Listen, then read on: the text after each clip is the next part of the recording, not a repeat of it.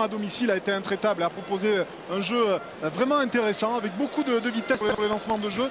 On entendait Justin Harrison qui voulait que son équipe retrouve un petit peu cette dynamique sur ce match-là et sur les phases finales, sur les demi-finales qui vont arriver. On l'espère pour cette équipe narbonnaise. Donc c'est vraiment une équipe qui est intraitable à la maison et elle espère encore l'être sur ce match contre Béziers. Les deux équipes qui vont sortir sur cette pelouse dans quelques instants. À noter que dans les tribunes vont s'installer tout à l'heure les finalistes de 1974, et oui, il y a 40 ans, l'équipe de Béziers qui sont deuxième bouclier de Brennus d'affilée. C'était justement contre Narbonne, une finale au Parc des Princes qui a été gagnée par Henri Cabrol avec un drop de la dernière minute. On verra ça tout à l'heure, mais on va profiter de l'ambiance des couloirs évidemment pour la sortie des deux équipes avec un jeune arbitre qui va officier aujourd'hui. Jeune arbitre qui a déjà arbitré les deux équipes cette saison, c'est Thomas Charabas. Il n'a que 25 ans et il a une lourde tâche aujourd'hui parce que c'est un quart de finale officieux, mais c'est aussi et surtout le derby de la Méditerranée, derby de Languedoc. On sait qu'il y en aura plus de derby l'année prochaine avec la relégation d'un notre voisin comme l'USAP ou Perpignan. Olivier Mann, ça doit vous faire bizarre vous aussi de voir l'USAP qui descend. On a beaucoup parlé de Biarritz, mais l'USAP c'est un monument des années 80, 90 et 2000. C'est triste de voir effectivement Perpignan rejoindre la Pro D2. Maintenant on est plutôt de notre côté, on va dire, heureux de les retrouver. On sait pertinemment que cette équipe, avec le budget qu'elle annonce, c'est une équipe qui va poser énormément de problèmes aux autres équipes de la Pro D2 et qui pourrait très vite remonter en top 14. En tout cas, c'est tout le mal qu'on lui sait. Et on a un ancien que l'on va voir cet après-midi, un ancien de l'USAP, c'est Manny Edmonds, né en Nouvelle-Zélande mais ancien international australien, lui qui a connu des heures de gloire avec une finale de H-Cup, avec une finale de championnat également au début des années 2000. Un garçon qui était revenu également en 2010. Place au couloir, place à l'ambiance et toute la concentration avant la sortie sur la pelouse.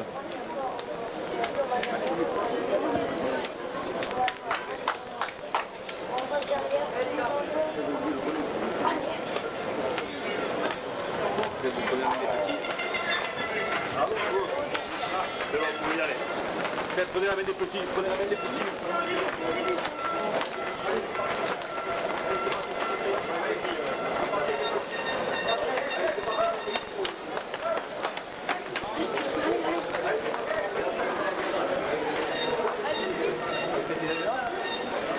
Jo Mazo qui est de dos dans la tribune d'honneur. Il faisait partie de cette équipe de 1974. Jo Mazo fait partie des plus connus de cette formation.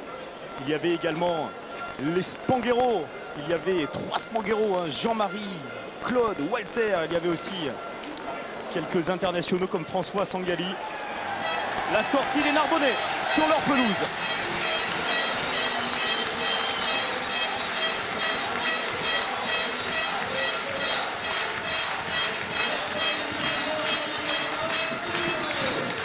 Avec la rentrée de Sébastien Petit, le pilier gauche de cette équipe, le capitaine, qui rentre pour son dernier match ici au Parc des Sports et de l'Amitié de Narbonne. Joueur qui va arrêter sa carrière effectivement à l'issue de cette saison.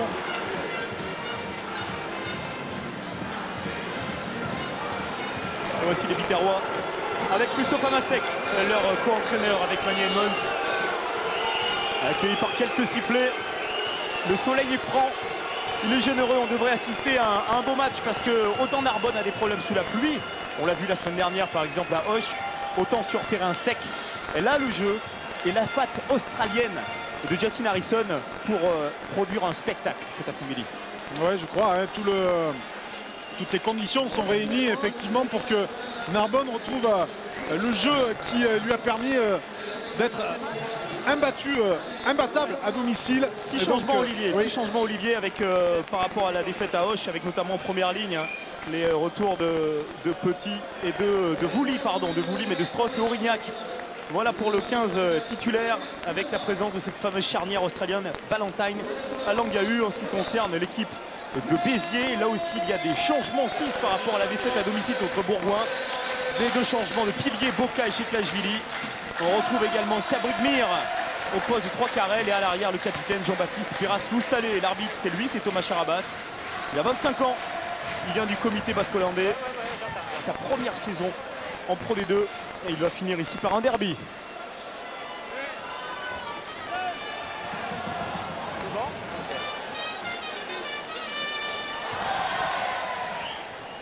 Allez, on attend quelques secondes, notamment pour que Joe Mazzo puisse rejoindre son siège dans la tribune.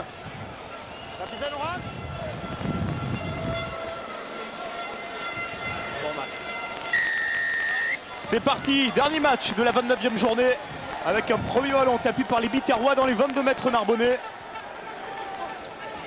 Un coup d'envoi manqué. Qui permet aux Narbonnais de se dégager relativement bien. Avec un amorti du pied de Jean-Baptiste Perras. La tentative de relance, encore de l'occupation. À Langaou. rien du tout.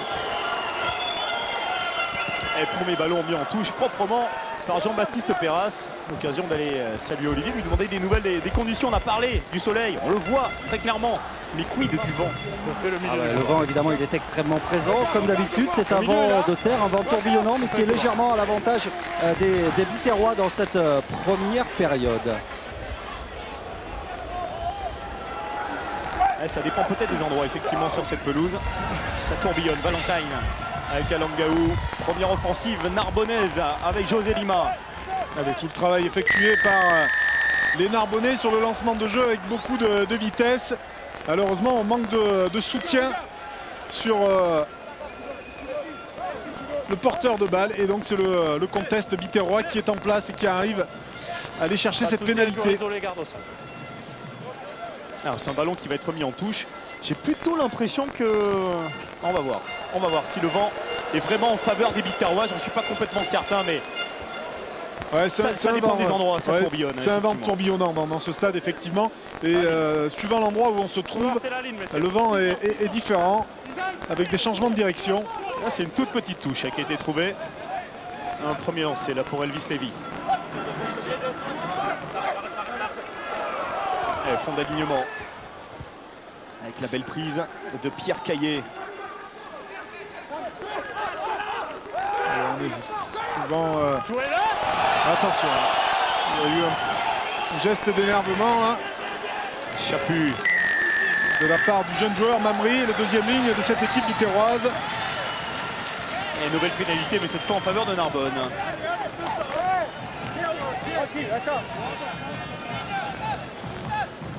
C'est Ramoneda, François Ramoneda, le troisième ligne de cette équipe qui s'est fait pénaliser là, sur le passage au sol. Les Narbonnais qui ont été plus prompts au contest. Regardez, Ramoneda qui se fait prendre. C'est son homologue, numéro 7 de cette équipe narbonnaise, Jenkins, qui vient contester de manière très efficace. Vous avez le temps de vous compter. Allez, Vouli, le Fidjien. C'est son premier lancer de l'après-midi.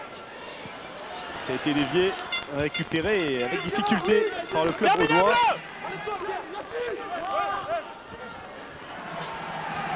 Allez, Vouli.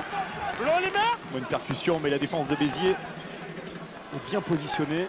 Ouais, beaucoup d'agressivité de la part de la défense biterroise. On est obligé de combiner avec des passages à vide à côté narbonnais. On reste toujours malgré tout sur le reculoir. On est obligé de se séparer du ballon au pied. Et première balle dans ces 22 mètres et puis qu'il en touche. Alors on s'en sait pas, mais stratégiquement, c'est pas mal. Il y a de l'occupation. Ouais. Non, c'est bien fait. Il n'y avait pas d'autre solution. Et Valentine prend ce jeu au pied avec beaucoup d'à-propos, avec un superbe dosage de sa part. Et il va trouver une touche à une quinzaine de mètres de la ligne de but biterroise. Ce qui met les Biterrois effectivement sous pression. On a du mal à s'entendre sur le terrain. Il y a beaucoup de bruit. Allez, Lévy pour le lancer. Beaucoup de leurres, beaucoup de feintes. Les Biterrois qui ont fait 2 touches à 4 successives pour brouiller un petit peu les pistes et s'assurer la conquête du ballon. Jérémy Chaput, petit coup de pied. Et remis en touche par un Narbonnais, en l'occurrence Benjamin Beau. Ouais, c'est significatif. Hein, du côté opposé, là-bas, on voit là, effectivement sur le coup de pied de Chaput que le ballon n'a pas du tout avancé, que le vent était bien contre les Biterrois. Allez, lancer du talon. Sonia Coteau-Vouli qui a prolongé. Il a prolongé non, son aventure avec les Narbonnais. Valentine avec Lima qui évite le plaquage. Encore les avants. C'est la ligne des 22 mètres que l'on voit ici.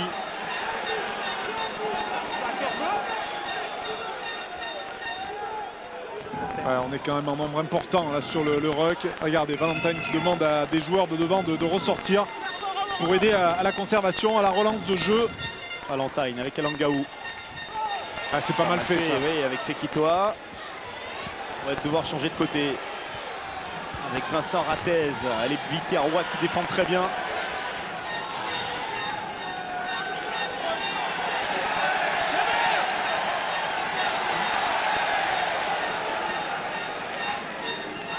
Oh, ça ferraille dans les rucks. Hein. Les Biterrois sont là. On conserve bien, il n'y a pas de faute. Il y a beaucoup de discipline côté Oh, le plaquage, il est beau. Biterrois. Alangaou qui est obligé de s'engager perso. Allez, on y va avec les avants dans l'axe. C'est pas terminé avec Étienne Hergent. Grand numéro 8, Valentine qui feinte. Valentine qui va essayer d'y aller seul. Et le ballon finalement qui tombe par terre. Ouais, et c'est Jean-Baptiste Perras. Il est KO, Valentine. Ouais. Effectivement, il ne bouge plus. C'est une image assez impressionnante. Alors que ce ballon est sorti en touche. Allez, on va tout de suite voir prendre des nouvelles de Josh Valentine alors qu'on revoit rapidement. Allez, cette action et cette prise de balle. Ouais, c'est difficile à dire au moment où il se fait mal. C'est touché. Ah, il y a un choc, effectivement. Et puis on lui a éteint la lumière là sur le moment. Ah, il avait fait la différence, Valentine. Il était passé dans un petit espace et puis là derrière, la défense biterroise est arrivée avec beaucoup d'agressivité. C'est bon, il a rouvert les yeux. Il ne semble pas y avoir trop de problèmes. Ce qui est étonnant, c'est que l'arbitre était prêt à faire rejouer, poursuivre le match de l'autre côté. Valentine, pour la petite histoire, qui est en partance pour Béziers. Ouais. Ouais, qui a signé un contrat de 3 ans, Nicolas, pour le club biterrois. Ouais, ça n'a pas été rendu officiel, mais il a donné son accord, effectivement. Protocole commotion. Et protocole commotion. Alors, on revoit ce choc avec cette nouvelle vue de derrière. Ouais, Sandwich, on a du mal à voir précisément où il a été pris. Ouais, c'est peut-être en tombant aussi, là, regardez, la face contre le sol. La tête contre le sol où il s'assomme, peut-être un peu avant aussi. Alors, ils sont assez malchanceux, les Narbonnais, parce que la semaine dernière, à Hoche, Romain Mankia est également sorti.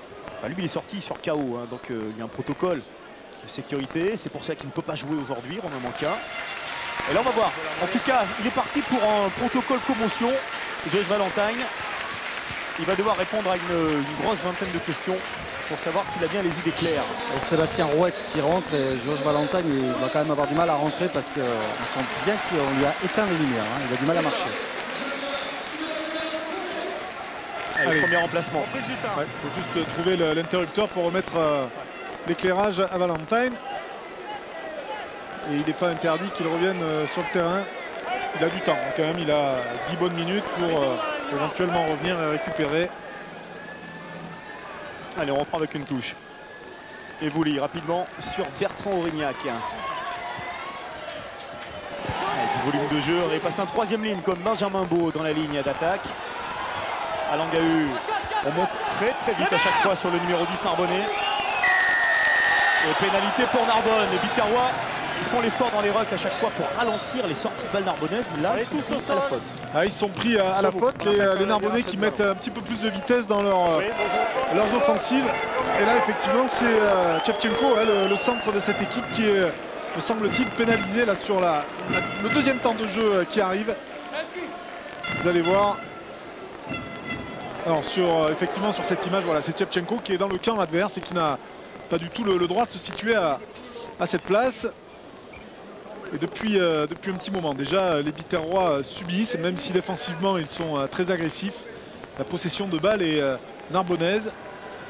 Et donc à un moment ou à un autre, l'équipe biterroise se met à la faute, ce qui permet à Alangaou de pouvoir tenter cette première pénalité. Les premières tentatives aujourd'hui pour Daniel Alangaou, qui est l'Australien qui est arrivé en cours de saison. Il a pris son poste de numéro 10 après la blessure du titulaire de la première partie de l'année, Christopher Luiz, blessé au genou. Ouais, c'est précis, ça va passer. Les premiers points sont pour le Racing.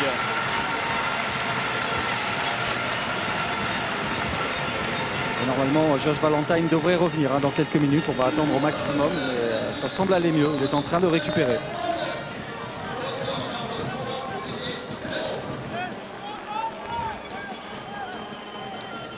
Et le renvoi pour Charlie Mallier.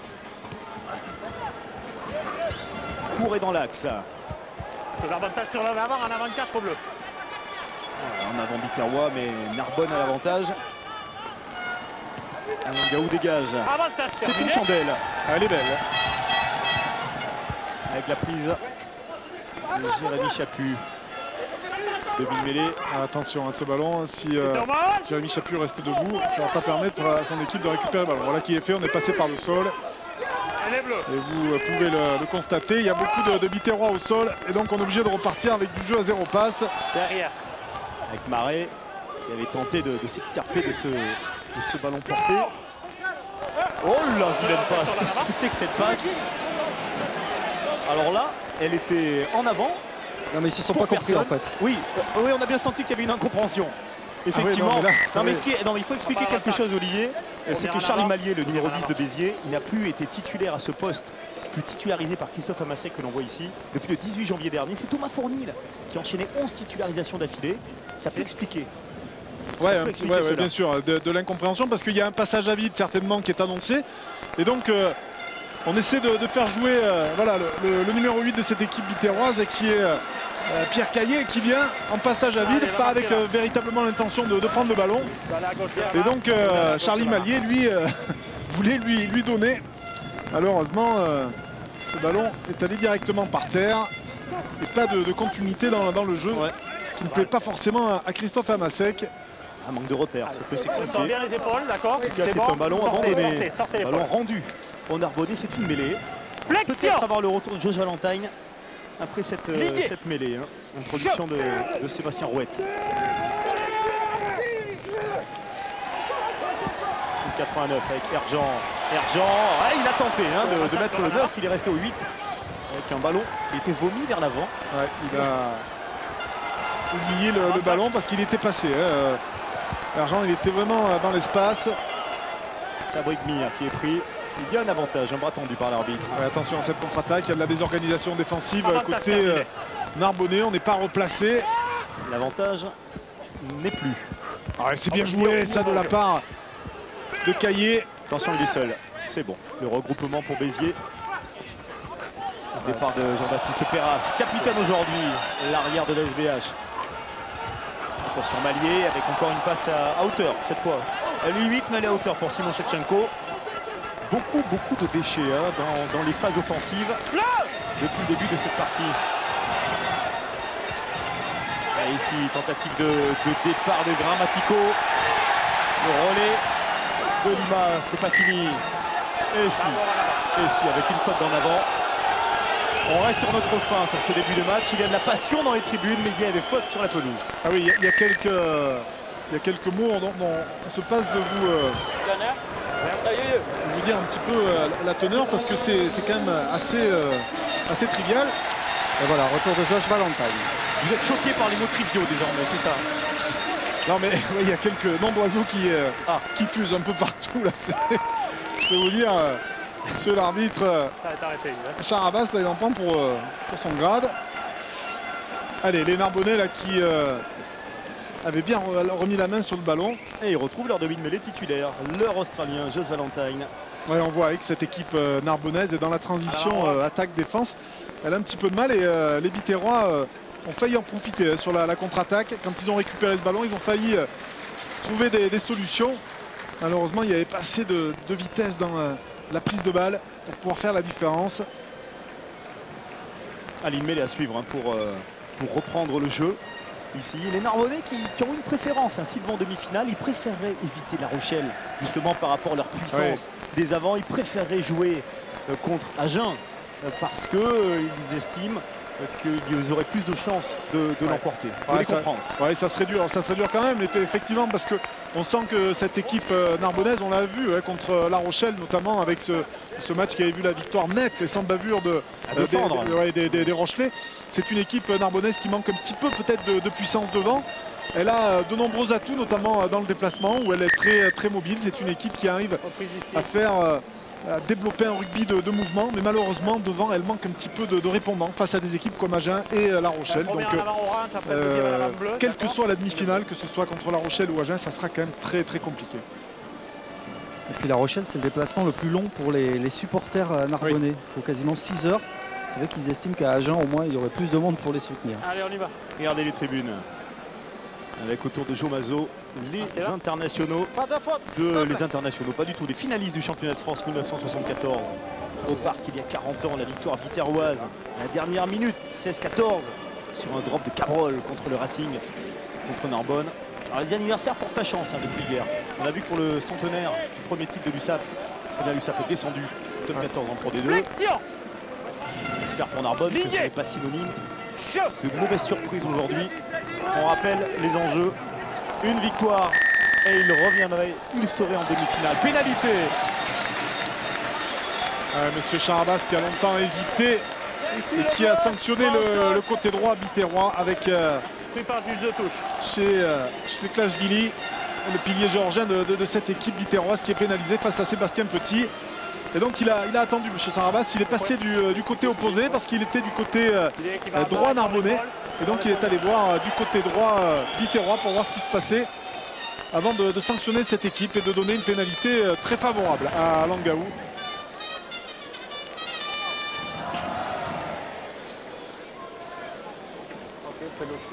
C'est sa deuxième tentative, pas de problème de soleil, mais complètement sur sa droite. Ouais, c'est formalité pour ce joueur. Il a passé sa première tentative tout à l'heure. Et pas de souci pour la deuxième. Ça fait 6-0 dans ce match. Et on a l'impression qu'il fait la grimace, Justin Harrison pourtant. Ça ne se passe pas si mal pour l'équipe du Racing. En revanche, c'est Sébastien Petit qui fait la grimace parce qu'il a un strap important sur le mollet droit et visiblement il s'est fait mal à nouveau à la suite de cette mêlée. Et le renvoie toujours dans l'axe, toujours assez court. Ouais, bien capté par la troisième ligne narbonnaise avec Benjamin Beau qui a pris ce ballon, qui s'est bien imposé. Ouais, avec cette passe volontaire de Valentine, il y a un avantage. Enfin, je dis passe volontaire. Il a vu qu'il y avait un biterrois malin. Il a cherché la pénalité. Ouais, monsieur Charabas qui ne s'est pas laissé prendre à cette je crois passe. qu'il y a une pénalité en cours quand même. Ouais. Je crois que l'avantage est terminé, mais il y avait avantage. Mallier, sous la pression de Grammatico, qui parvient à plaquer le biterrois. Mais les Biterrois qui ont fait l'effort de revenir sur Mallier pour l'aider à garder ce ballon. On va remettre du jeu au pied de pression. Un petit coup de pied. C'est directement en touche. On revient donc à hauteur de l'endroit où le coup de pied a été tapé. Les Biterrois qui ont le plus grand mal à aller dans le camp adverse. Depuis tout à l'heure, c'est vrai qu'en termes de terrain, c'est plus les Narbonnais qui sont dans le camp biterrois. Belle occupation narbonnaise qui leur a permis déjà de prendre 2 pénalités. Et là voici Sébastien Petit avec le strap dont on parlait Olivier tout à l'heure au niveau de son mollet droit. Sébastien Petit qui dispute donc peut-être son dernier match au Parc des Sports et de l'Amitié. Oui, au conditionnel. C'est vrai que tout à l'heure, je me suis peut-être un peu avancé. D'autant que... Ouais. On va voir si l'année prochaine il ne joue pas encore. Peut-être pas toute la saison, mais on parle d'un renouvellement, d'une prolongation, mais peut-être pas pour du plein temps. Dernière journée, Narbonne sera à Bourgoin. Et attention, parce que s'il y a une mauvaise surprise aujourd'hui, autrement dit, si Narbonne perd, les Tarbais pourraient revenir, pourraient coiffer sur le poteau les Narbonnais. Les Tarbais sont à Auch, pendant que Narbonne jouera à Bourgoin. Ce sera pour la 30e et dernière journée la semaine prochaine, dimanche. 14h15 pour les coups d'envoi de tous les matchs. En même temps, les 8 rencontres. Nous serons à La Rochelle pour La Rochelle contre le Loup. La Rochelle devra gagner pour assurer une demi-finale à domicile.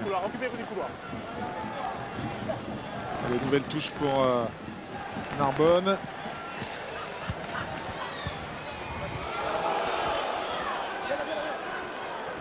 Et comme d'habitude, on met beaucoup de vitesse à Langaou qui trouve l'espace avec une feinte.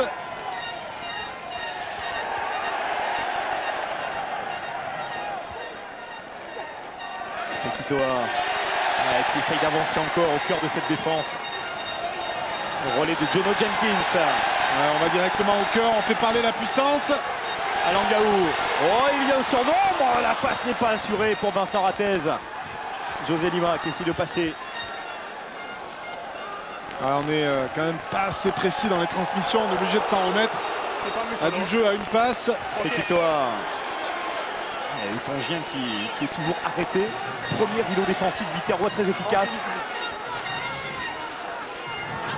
On essaye de contester sur tous les rucks. Les Viterrois qui ralentissent les sorties, qui sont à la limite de la faute. Ça sent l'essai, attention. Allez, peut-être avec Strauss là, qui a emmené le ballon à quelques centimètres seulement de la protection.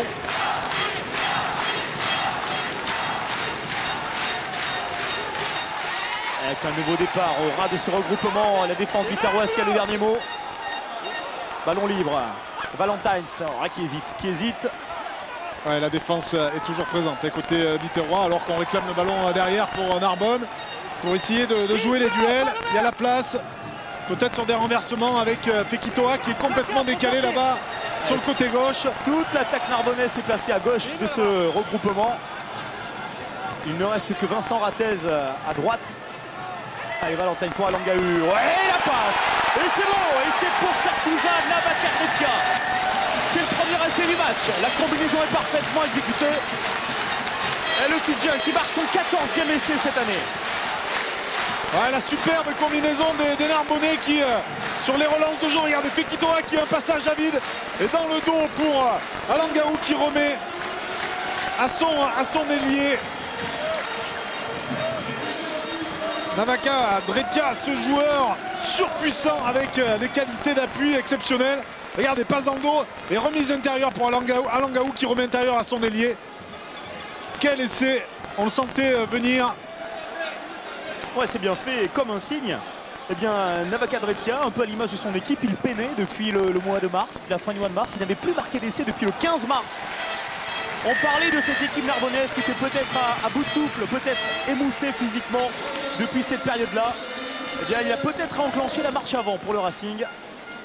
Une équipe du Racing qui mène désormais largement avec la transformation. Ça fait 13-0 en route vers la demi-finale d'accession.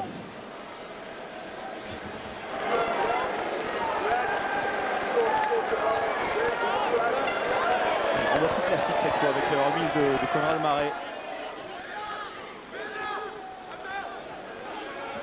Pas montré grand chose au niveau offensif pour l'instant, hein, les joueurs de Béziers. Non, on a du mal et surtout au niveau de la charnière dans l'animation c'est relativement pauvre même si on n'a pas beaucoup de ballons et sur les quelques ballons qu'ils ont il manque un petit peu de précision là. Les Viterrois un peu de vitesse à l'image de cette percussion qui est pas nécessairement très efficace. Il réclame une faute, Jérémy Chaput. Ballon récupéré à nouveau. Valentine qui écarte sur Alangaou. Retour à l'intérieur encore avec Vincent Ratez. Ratez, il a la solution Lima qui garde intelligemment le ballon. Ouais, c'est bien joué. Oh, le jeu se poursuit, il y a la continuité. Ouais, c'est efficace, ils sont qu'à 10 mètres de l'embut les Narbonnais. Tout le monde est en train de toucher le ballon et là si on écarte, ça va être chaud. Qui prend un risque avec Fekitoa et le doublé de Navaca Dretia. 2 essais pour le Fidjien en 2 minutes. Mais quelle action de jeu de la part des Narbonnais sur un ballon de récupération une nouvelle fois. Ils font la différence avec notamment Vincent Ratez, l'arrière de cette équipe narbonnaise qui a plusieurs fois été déterminant sur l'action. On revoit. On crochette, on joue bien, on passe au bon moment. On arrive à se communiquer le ballon dans le bon tempo. Et derrière, après cette transformation de jeu, on arrive à analyser correctement la situation pour aller chercher l'espace libre pour Navaca Dretia qui va marquer ce nouvel essai. Avec l'ultime relais signé Saya Fekitoa. Et bien voilà, le public se régale de nouveau. On retrouve le RC Narbonne avec ses conditions estivales. Un Racing qui continue de séduire comme il l'a fait une bonne partie de la saison. Un Racing qui a battu tout le monde, tous les gros à domicile. Mis à part ce match nul contre Tarbes. Et on a juste à côté de nous des Jo Mazo, des Richard Astre qui doivent se régaler. Ils doivent apprécier effectivement quand le jeu se déroule de cette manière. Les joueurs narbonnais prennent beaucoup de plaisir, transmettent le ballon au moment opportun. Et c'est vrai que ça donne un rugby très agréable à regarder. Et les anciens joueurs de Narbonne doivent apprécier effectivement cette entame de match. Et de Béziers, à l'époque en 74, ça jouait très très bien également. Et ça va passer sur le poteau. Et oui, effectivement, les joueurs de Béziers aussi qui vont... Attention quand même à la correction, parce que les Narbonnais à domicile ont souvent mis des corrections aussi à des équipes du niveau de Béziers. Donc attention à Béziers à ne pas se relâcher, parce que les Narbonnais, quand ils sont dans cette dynamique-là, peuvent effectivement marquer beaucoup de points. Ouais, effectivement, l'équipe de Dax avait pris plus de 60 points il y a quelques semaines ici. Allez, le renvoi avec Benjamin Beau qui est maître dans les airs. Valentine qui écarte toujours cette passe aussi longue et précise pour Alangahu. Encore Ratez avec le relais à l'intérieur de Jenkins. On a essayé d'enchaîner. Malheureusement pour Narbonne, les Biterrois ont bien défendu, mis la pression sur Valentine. Et c'est Fekitewa qui est obligé de se retrouver en position d'éjecteur. Alangahu, coup de pied d'occupation, attention au rebond. Mallier s'en sort bien. En revanche, la transmission est imprécise. Et la puissance est narbonnaise dans la foulée. Il récupère la balle. Ce sera une mêlée. Mallier qui est vraiment en difficulté dans le jeu d'attaque. C'est vrai qu'avec Perras, on ne s'est pas très bien entendu. On n'arrive pas à trouver des solutions sur la contre-attaque face à la pression défensive narbonnaise. Et derrière, c'est un nouveau ballon rendu. Et on n'arrive toujours pas à occuper le terrain adverse. Messieurs, un petit mot avec Justin Harrison. Justin, c'est le soleil. En tout cas, on retrouve le jeu de votre équipe flamboyant d'il y a 1 mois, 2 mois. Ouais, pour le moment, ça marche. Mais c'est important pour nous de concentrer sur notre tâche. Individuel, chacun contribuer pour l'équipe. C'est pas un rugby 7 maintenant, c'est important. Nous jouons comme une équipe. Flexion. Merci. Lié. Jeu. Allez, Valentine pour l'introduction et pénalité. Ah, si Béziers commence à subir en mêlée, ça va devenir non pas compliqué mais impossible. C'est un secteur de jeu dans lequel les Biterrois, que les Biterrois affectionnent effectivement, Nicolas, et mentalement pour eux c'est important d'être performant dans ce secteur de jeu. Et là, si ils subissent, on pourrait voir Narbonne mettre à nouveau des points avec Alangahu et Petit qui fait signe à M. Charabas qu'ils vont prendre la pénalité.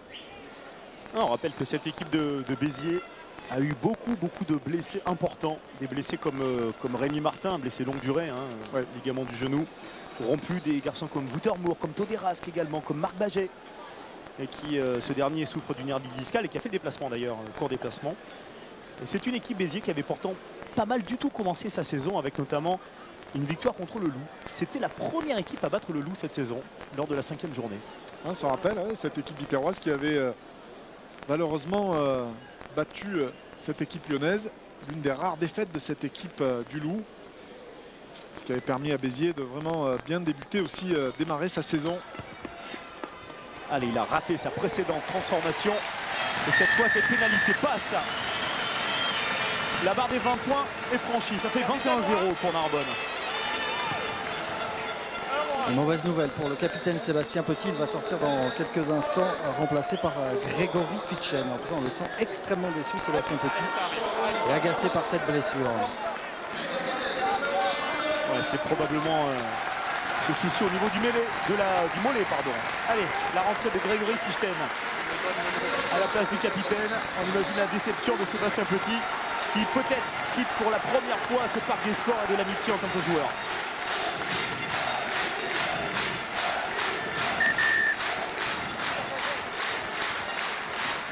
Il vaut mieux qu'il se soigne, Sébastien Petit, pour être performant dans 15 jours pour une éventuelle demi-finale.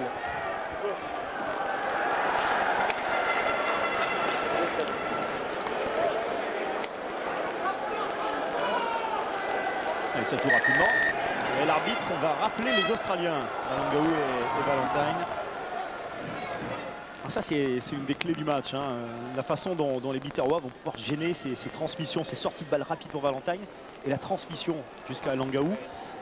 Quand cette mécanique est gênée, oui, les Biterrois peuvent poser des problèmes, mais si ce n'est pas le cas, ils peuvent souffrir. Ce qui fait la force de cette équipe narbonnaise, c'est effectivement la qualité de sa conquête, la vitesse qu'elle met après dans les transmissions avec cette charnière assez intéressante avec Valentine et Alangaou. Ça met beaucoup de vitesse, beaucoup de précision dans leur transmission et ça accélère tout le jeu. Donc c'est vrai que quand il y a un grain de sable dans les rouages pour cette charnière, c'est toujours un peu compliqué. Mais là, il faut vraiment se rendre à l'évidence. C'est une équipe narbonnaise quand même assez intéressante au niveau du jeu sur ce match. Lévy. Elvis Lévy, oh les gaz. Le talonneur biterrois, le coup de pied à suivre. Oh, c'est génial, si ça va au bout. Arrêt de volée de Vincent Ratez. Il y avait deux joueurs qui avaient suivi cette percée magnifique de Elvis Lévy. Elvis Lévy, il a fait quand même une percée là pour un talonneur. Je peux vous dire qu'il a du jus. Il a quand même également de l'intelligence de jeu parce qu'il fallait y penser à ce petit coup de pied. Petit coup de pied pour partenaire qui malheureusement n'était pas là et le bon replacement de Vincent Ratez, heureusement pour Narbonne. Le plaquage haut sur Jean-Baptiste Perras-Loustalé. L'avantage, attention au rebond, Fekitoa. Attention au rebond, Sabridmir n'a pas pu en bénéficier. On va revenir à la pénalité sur le plaquage illicite sur Perras. Jean-Baptiste Perras qui était parti au début de la saison à l'UBB, il est revenu ici et il est capitaine pour cette fin de saison. 8 orange. On voit le plaquage haut là, du numéro 8, Erjean, de cette équipe narbonnaise sur Perras. Perras qui reste au sol. Alors est-ce qu'il ne s'est pas fait mal à une cheville ou un genou en tombant? Alors qu'ici on s'attarde sur Elvis Lévy, le genou gauche de ce talonneur. Perras, le voici. Ouais, mais vous êtes sur le point de marque comme ça. Parcours surprenant pour ce joueur Perras qui avait été l'un des meilleurs jeunes de sa catégorie et qui bizarrement a eu un passage à vide qui ne lui a pas permis véritablement d'exploser, d'atteindre les sommets du rugby. Ils vont en touche. Regardez, ils vont en touche. C'est le choix de Charlie Mallier. Et les Biterrois qui veulent marquer des essais pour revenir. Ah oui, 21 points de retard déjà. Ça commence à être une différence importante. Et les Biterrois qui font le bon choix d'aller chercher cette touche complète. Regardez, on est quand même aussi avec des 3/4 dans la touche. Il y a juste 3/3 derrière présents.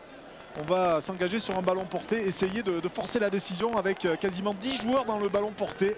Il ne va pas beaucoup sortir ce ballon, il va rester au chaud.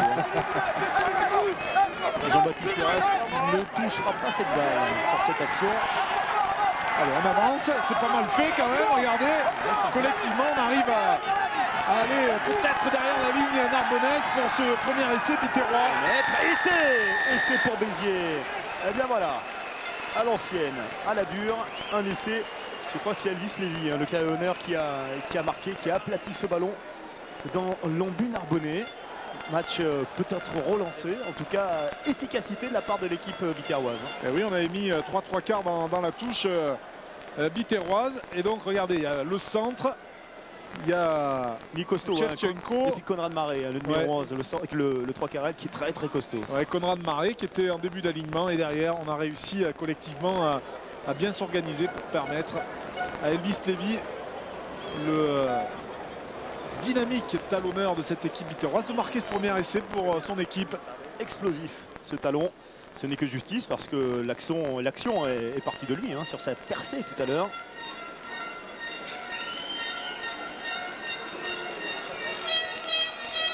C'est bien, les Biterrois se sont pas relâchés, au contraire ont bien répondu à l'avance prise par Narbonne.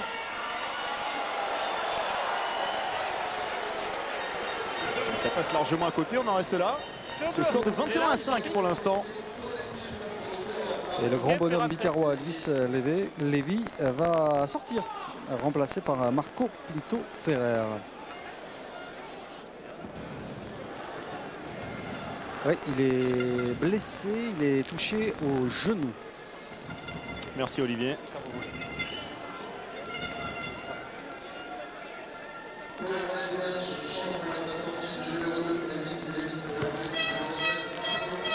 Allez, le renvoi Avec la belle prise de balle. Plaquage régulier. Avec coup C'est d'envoi bien fait. complètement manqué par Béziers sur la réception. Ouais, c'est Fabien Grammatico là, qui a récupéré le ballon. Pas eu de souci de soleil dans les yeux, hein, parce qu'il est à leur gauche, le soleil.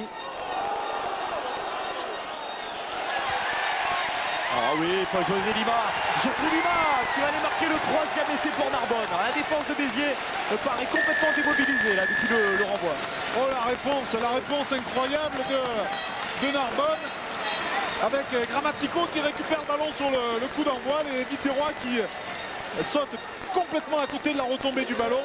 Et derrière, ça leur permet sur un jeu dans lequel ils excellent avec ce jeu de passe et la prise d'espace. Retour intérieur pour aller marquer un nouvel essai.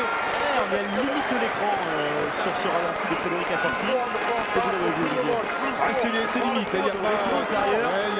Regardez ce bras. Il n'y a pas forcément écran. Les Biterrois sont quand même pris de vitesse. Et José Lima peut aller marquer tranquillement cet essai sans aucune opposition. C'est son 6e essai cette saison. José Lima. Belle paire de centres. Hein. Lima Grammatico. Réponse instantanée du Racing après l'essai biterrois. Allez, ça passe. 2 points supplémentaires qui portent le score à 28-5. On va voir l'action José Lima. Ouais, effectivement, on peut penser que Vincent Ratez gêne un défenseur biterrois, mais je ne le pense pas. Cette action est parfaitement licite et ce nouvel essai mérité pour Narbonne. Allez, le renvoi, on a encore changé. Strauss. Beaucoup de variations sur les renvois biterrois.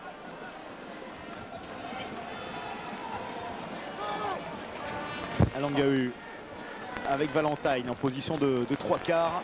3 quarts centre. Un long coup de pied sur Jean-Baptiste Perras. Allez, à suivre. Oh, il est peut-être approché. Il n'y a rien, c'est volontaire. Involontaire de la part de Grammatico selon l'arbitre.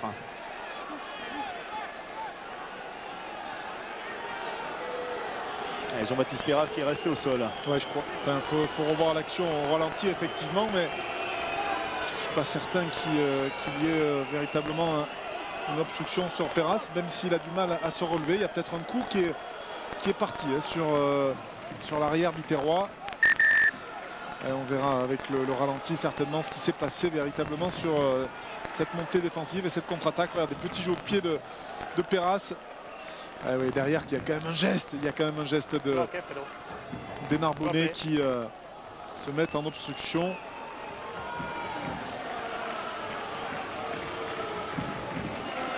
Non, mais il n'y a pas de souci. C'est facile à visualiser là sur le ralenti de Fred Accorsi, mais c'est vrai que à vitesse réelle pour M. Charabas c'est peut-être un petit peu compliqué. Il y a du monde qui passe autour de Perras. Oh, la prise de balle, la touche. 7 points. Avantage. Etienne Argent De l'avantage. dans les airs avec un avantage. Alangahu. Superbe passe, Alangahu. À la qualité de passe de la charnière, c'est vraiment remarquable avec un Vincent Ratez qui passe par le sol. Ouais, on va revenir à la pénalité. Vous êtes au contact. Et c'est joué vite. Joué rapidement avec Valentine, les Biterrois qui attendent proprement 10 mètres pour pouvoir défendre sur l'Australien. Relais de Strauss. Il y a un gros surnombre encore sur le côté gauche. Valentine, s'il éjecte, je peux vous dire, il y a des solutions un petit peu partout, en 2 vagues. Côté Narbonnais. Fekitoa de la profondeur. Le Tongien qui libère vite. On reste dans le fermé avec Jenkins. Il a du jus, Fekitoa. À chaque fois, sur ses prises de balles, il avance. Avec de la réussite maintenant pour Grammatico. Grammatico aussi très en vue depuis le début de cette partie. Il n'est pas interdit, qui est un petit en avant. Oh, vous vous taisez un peu. D'accord, on attend de voir s'il y a de l'influence. Alors vous taisez maintenant.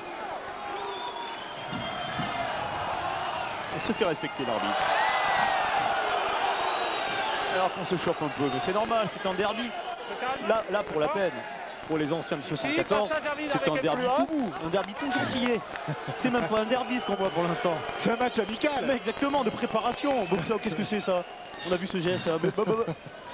On ne va pas inciter à retrouver un rugby des années 70-80, Nicolas, bien au contraire, mais c'est vrai que les anciens Biterrois et Narbonnais doivent se dire que le rugby a bien changé. Le rugby a bien changé, effectivement. Bah, ce sont les sanctions qui ont bien changé aussi. Oui, mais c'est tant mieux, je dirais, tant mieux qu'on ne voit pas de mauvais gestes. Regardez le numéro 4 ici, Sohané Touévalou. C'est le cousin germain des Taofifénois, les Perpignanais, pas loin, les voisins qui vont descendre en Pro D2. Alors pas les Taofifénois parce qu'a priori ils partent. Ils vont partir sous d'autres cieux, très probablement. Ils le mériteraient en tout cas sportivement. Personnellement, ils le mériteraient de rester en top 14. Pas droit, attention, à 5 minutes de la fin de cette première mi-temps, les esprits commencent à Capitaine, s'ils s'orangent, qu'est-ce qu'on fait? Touche, mêlée. S'échauffer un petit peu. Il y a un petit peu de tension et c'est vrai que les Biterrois ont du mal à accepter la différence au score. 3 essais à 1, 28-5, ça commence à être un peu lourd. Il a tout connu, Touévalou, le deuxième ligne Biterrois que l'on a revu ici. Il a tout connu, le top 14 avec Toulon, le top 16 aussi avec Pau, un peu avant, Pro D2 avec Mont-de-Marsan et même la Fédérale 1 avec Lourdes. Voilà, il connaît toutes les strates du rugby professionnel et du meilleur rugby amateur français. Allez, c'est Strauss là qui a été complètement lobé. Malgré tout, c'est Jenkins qui récupère ce ballon en fond de touche. Les Narbonnais qui sont sur le reculoir. On va s'en remettre au jeu au pied de Langaou pour occuper à nouveau le terrain. Et dans la feinte, on est monté très vite sur le demi d'ouverture australien. Charlie Mallier, le contrôle. Il relance, ouais, il a bien pris Navakadretia. C'est pas mal fait, ça de la part de Charlie Mallier, oui. Jean-Baptiste Perras. Perras qui va certainement y aller avec ses qualités. Solution avec Sabri Gmir. Nous sommes dans les 22 mètres. Gmir, il n'y a pas d'en avant précisé par l'arbitre, c'est pas fini. Quelle belle occasion là pour les Biterrois qui vont certainement aller marquer un essai à quelques centimètres de la ligne narbonnaise. La défense narbonnaise s'est bien replacée. Alors, le dilemme maintenant, s'en remettre aux avants pour marquer le même essai que tout à l'heure ou écarter François Ramoneda. Orange. Attention, les Narbonnais à ne pas se mettre à la faute. Il y a de l'espace derrière, regardez, on appelle le ballon. Il y a du monde, attention. Maré avec Mallier. Mallier qui est pris. Et les Biterrois qui reculent. La furia défensive narbonnaise, attention à Maré. Maré qui peut y aller tout seul, il est costaud. 3 carrés, il marque son 10e essai cette saison. Conrad Maré, le Namibien. Action un peu confuse, les Biterrois qui sont sur le reculoir, qui laissent échapper le ballon. Et heureusement que Maré avait suivi. Maré qui se saisit de ce ballon dans un espace laissé complètement libre par la défense narbonnaise. Et derrière, ça lui permet d'aller marquer cet essai. Regardez le ballon que l'on transmet en reculant, qui tombe à plusieurs reprises. Avec Gmir qui est sous pression. Et c'est Maré qui récupère. Aura, on oublie de combler cet espace défensif. Et vu son gabarit, il peut jouer au centre aussi, Conrad Maré. Ah oui, il peut jouer au centre, il peut jouer troisième ligne, il n'y a pas de problème. Allez, la première transformation tout à l'heure avait été manquée. Celle-ci est logiquement réussie. Ça fait 7 points de plus pour l'équipe de Béziers qui revient. Elle est menée 28-12. Déjà 5 essais d'inscrits dans cette première période. Allez, ma foi, on regarde un match avec de nombreux essais. Une équipe biterroise qui n'entend pas les Narbonnais gagner ce match aussi facilement et qui répondent très très bien.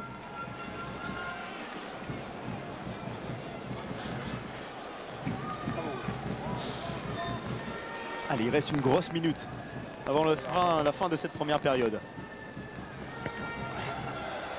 Le renvoi dans Langaou. C'est pas Maré encore. Il est pris par Navakadretia. Elle est fermée. Oui, c'est bien joué. Une solution, la libération, pourquoi pas. À suivre. Et il n'est pas sorti. On va revenir à une faute d'en avant. Alors qu'on voit ici Sébastien Petit. De la glace sur le mollet droit. C'est le malheureux du jour, Sébastien Petit. Lui qui a dû quitter ses coéquipiers tout à l'heure. Sur ce qui est pour l'instant le match le plus important de la saison. Parce qu'avec une victoire, les Narbonnais seraient officiellement mathématiquement qualifiés pour une demi-finale d'accession. La mêlée importante, la dernière mêlée de cette première mi-temps qui va peut-être permettre aux Narbonnais de se retrouver en position favorable. Quand on sait qu'elle maîtrise les lancements de jeu, qu'elle affectionne les lancements de jeu, c'est sans compter sur la poussée collective des Biterrois. qui font un gros effort et qui répondent de fort belle manière. Allez, c'est fini, il faut vite taper en touche, hein, sinon on va entendre du bruit. Le voici. L'impression d'être à la foire du trône. En tout cas, on l'entend mieux qu'à Carcassonne. Ah, là, on l'entend. On l'entend très bien. Le voisin carcassonnais qui s'est sauvé avec une superbe victoire hier à Bourg-en-Bresse. Victoire bonifiée. C'est très bien. Et on retrouvera donc Carcassonne la saison prochaine pour d'autres derbies. Attention à la réponse biterroise, parce que s'il venait à marquer, ça relancerait complètement ce match. Et le lancer en fond d'alignement de Marco Pinto Ferrer. Pas de mer orange. Allez, à 40 mètres, il faut s'organiser avec Boca.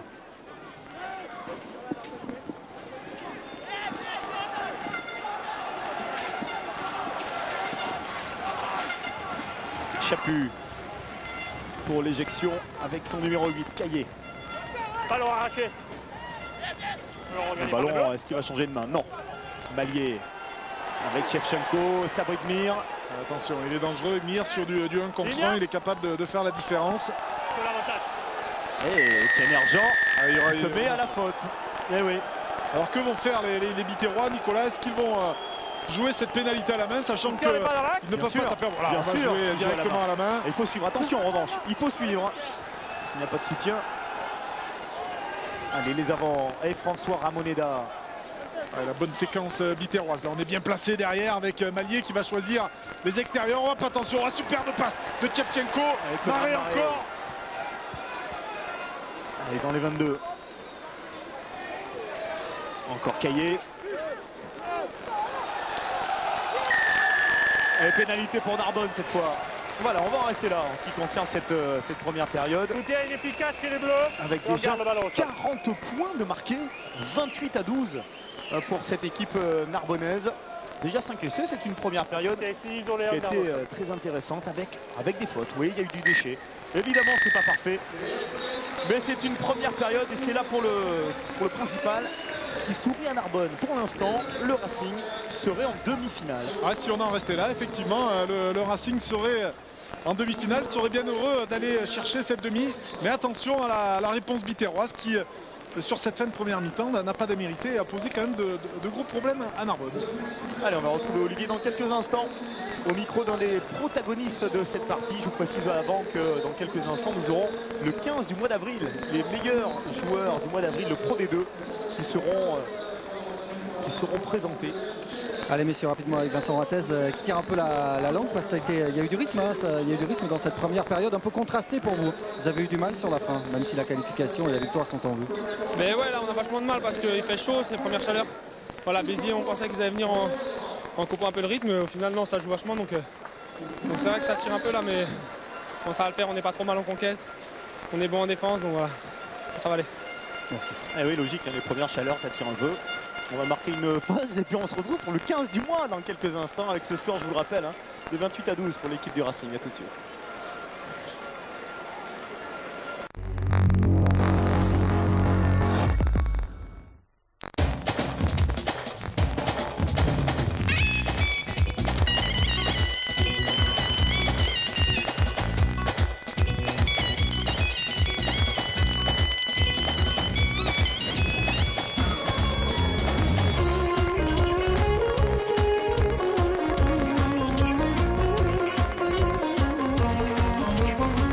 Tour d'Azerbaijan. Moving ahead. Tentez de gagner une expérience inoubliable dans les coulisses d'un événement. Nous vous invitons à l'US Open à New York, sur les coulisses du Tour de France à Paris et sur la course WTCC en Belgique.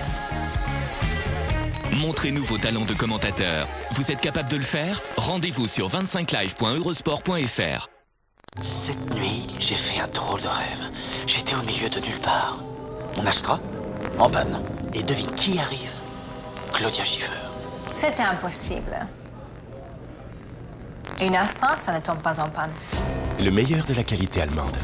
L'Opel Astra, d'une endurance exceptionnelle, testée sur plus de 100 000 km. C'est une Allemande. L'Opel Astra, avec son nouveau moteur diesel, est à partir de 15 490 €. C'est pour réviser mon limousine. Oui, monsieur. Révision expert à partir de 49 €. 49 €? Oh oh, c'est du French humour? Non. Conforme à votre carnet d'entretien avec garantie constructeur préservée. Feu vert expert et en plus moins cher.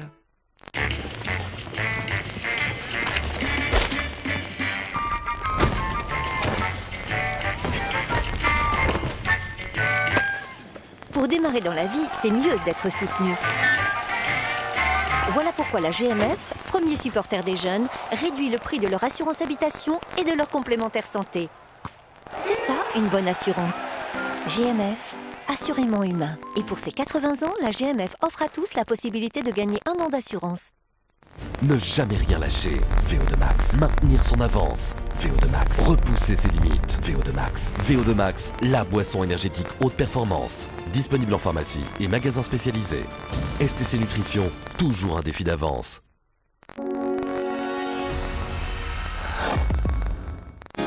Tradition et passion.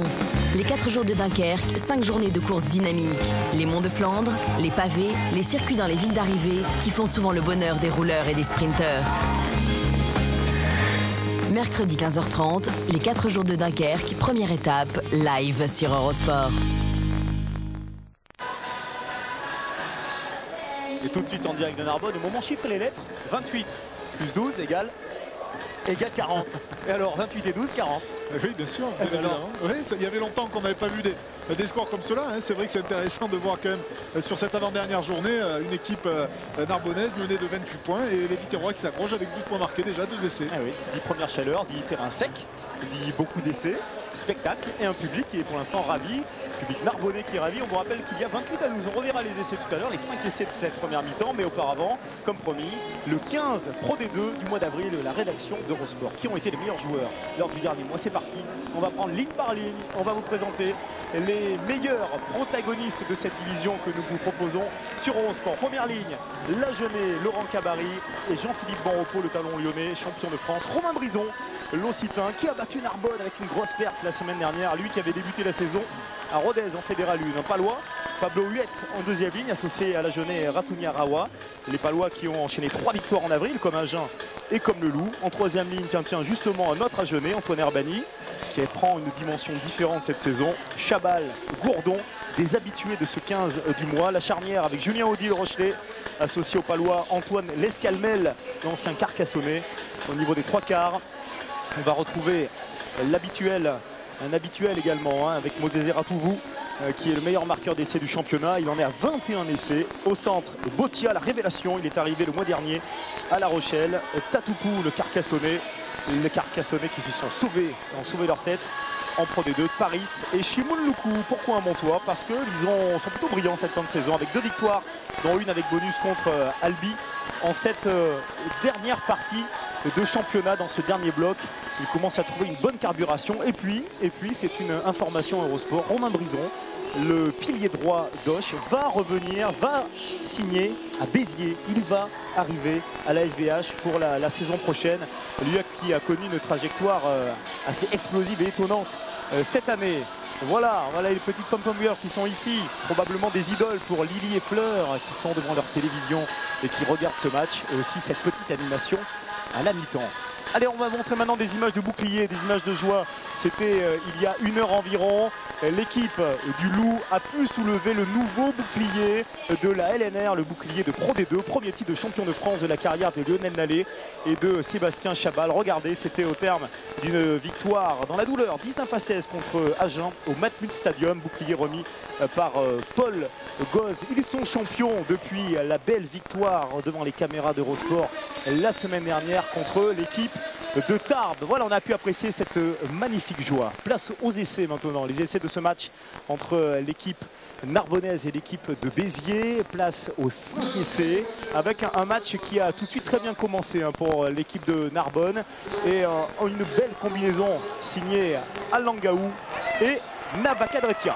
Alangaou et Fekito avec les parties prenantes aussi dans cet espace ouvert avec ce passage à vide. Et c'est vrai que du jeu à une passe, du jeu à 0 passe qui a permis de fixer la défense biterroise pour aller marquer ce premier essai. Deuxième essai doublé de Nabakadretia. dans la foulée. Avec là aussi, on a pu s'apercevoir de l'explosivité de ce garçon qui en est à 15 essais désormais. Hein. C'est le meilleur marqueur d'essais narbonnais, le deuxième meilleur marqueur d'essais du championnat. Les Biterrois qui ont réagi grâce à leurs avants. Ouais, les avants et les trois quarts, parce que sur cette touche, il y avait trois quarts investis dans la conquête pour aller sur ce ballon porté, marquer ce premier essai par l'intermédiaire de Elvis Lévy, le talonneur, le bouillant talonneur de cette équipe biterroise qui malheureusement est sortie. Ouais, tout comme Sébastien Petit, le capitaine narbonnais. Dans la foulée, la réaction quasiment sur le renvoi avec à mon sens peut-être un écran de Vincent Rattez. Regardez ici avec ce bras gauche, en tout cas l'essai de José Lima, c'est incontestable. Troisième essai pour l'équipe de Narbonne. Ouais, réponse immédiate de José Lima qui va marquer cet essai sans opposition, et les Biterrois qui sont obligés à nouveau de faire beaucoup d'efforts pour revenir dans cette partie, dans le camp en tout cas narbonnais, pour essayer de réduire un peu le score avec cette belle séquence offensive. Et enfin Conrad Marais, le Namibien, qui va marquer également son essai. Belle séquence sur la fin de cette première mi-temps des Biterrois, qui restent dans le match grâce à cette réalisation.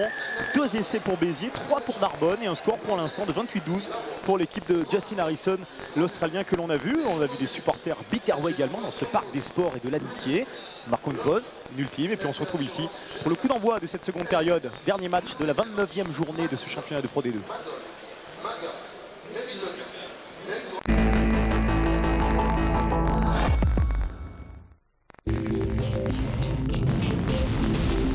Ne faites qu'un avec vos pneus. Et la route ne fera qu'un avec vous. Pneumatique Hankook. Pneumatique Hankook, partenaire officiel de l'UEFA Europa League.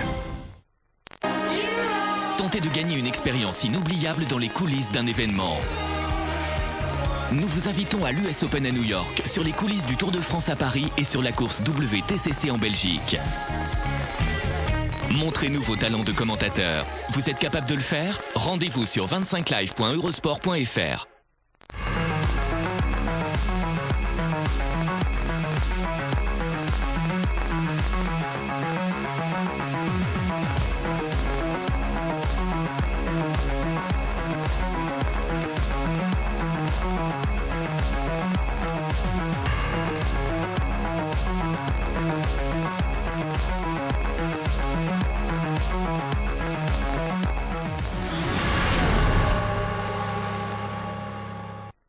Entrez dans un nouveau monde. Instaurez un empire puissant et écrasez vos ennemis. Dans Forge of Empires. Jouez gratuitement sur foe.tv.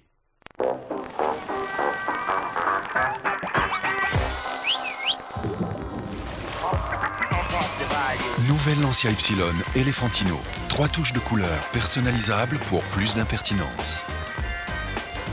Lancia Ypsilon, jusqu'à 4 500 € d'offre séduction Lancia sans condition. Ne jamais rien lâcher. VO2 Max. Maintenir son avance. VO2 Max. Repousser ses limites. VO2 Max. VO2 Max, la boisson énergétique haute performance. Disponible en pharmacie et magasins spécialisés. STC Nutrition, toujours un défi d'avance.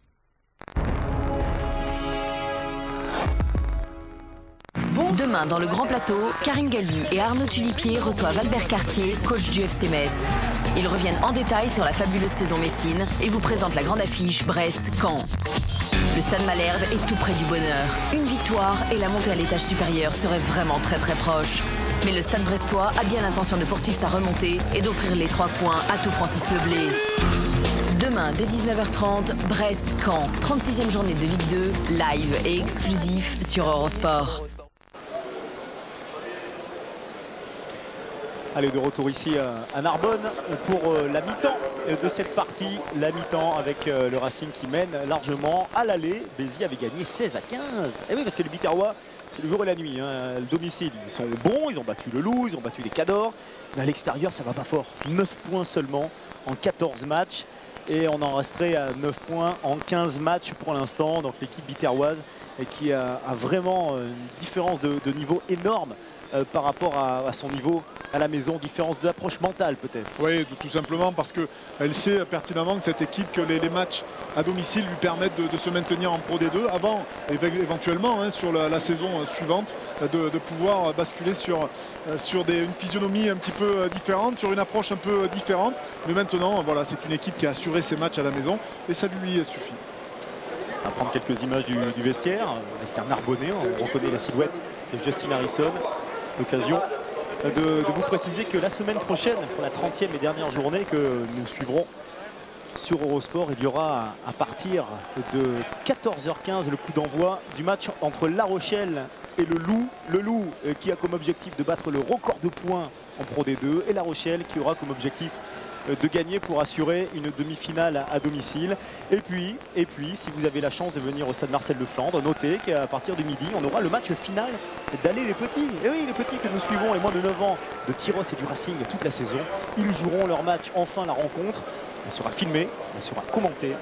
Et nous vous la proposerons avec un épisode spécial juste avant la demi-finale d'accession qui sera en direct sur Eurosport le dimanche 18 mai à partir de 18h. Et on aura à cette occasion également la rediffusion de tous les épisodes d'Aller les Petits. Bonne ambiance entre arbitres. Oui, avec le corps arbitral, effectivement. C'est vrai qu'on est plutôt décontracté. Et dans ce vestiaire, il y a Sébastien Petit. Malheureux Sébastien Petit, le capitaine de cette équipe narbonnaise, qui a dû quitter ses partenaires blessés au mollet tout à l'heure. Une équipe de Narbonne qui mène, je vous le rappelle, 28-12, qui n'est pas en position de gagner avec 5 points avec le bonus, étant donné qu'elle a marqué 3 essais, mais elle en a encaissé 2. Mais c'est une équipe qui, pour l'instant, serait en demi-finale. En demi-finale de cette Pro D2, de ce championnat. Alors, demi-finale à l'extérieur. Évidemment, l'objectif d'une demi-finale est là, est en passe d'être rempli. Mais il ne faut pas être dupe. Une demi-finale à l'extérieur, c'est rarissime lorsqu'elle est gagnée par l'équipe visiteuse. Ah, c'est très très dur. On l'a vu les saisons précédentes. Les équipes qui recevaient l'ont souvent apporté.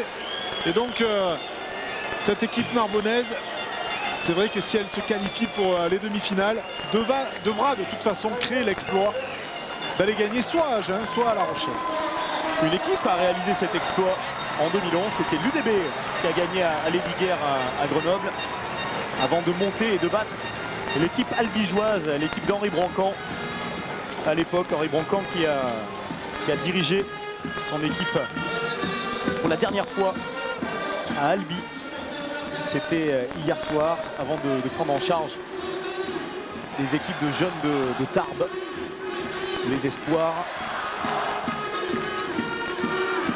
Un grand bonhomme de ce championnat de Pro D2, du rugby professionnel qui quitte ce championnat à l'occasion de cette saison 2013-2014. 28-12 pour l'équipe de Narbonne. Il reste 40 minutes pour continuer de jouer et surtout assurer cette victoire synonyme de demi-finale pour l'équipe audoise. Dans ce derby pour l'instant qui est disputé, où les Biterrois seraient quand même bien inspirés de marquer vite pour faire douter les Narbonnais. Un petit mot avec Christophe Amasek. Christophe, qu'est-ce qu'il faut faire pour que votre équipe puisse vraiment rivaliser dans ce match? Et pour rivaliser, il faut les empêcher de mettre de la vitesse. Donc autour des rucks, faire des plaquages offensifs, il faut être plus nombreux parce que c'est là qu'ils nous consomment et après ils jouent au large. Puis après au large, au lieu de vouloir faire mal, il faut garder la ligne et rester ensemble et défendre ensemble. Merci. Allez, c'est parti.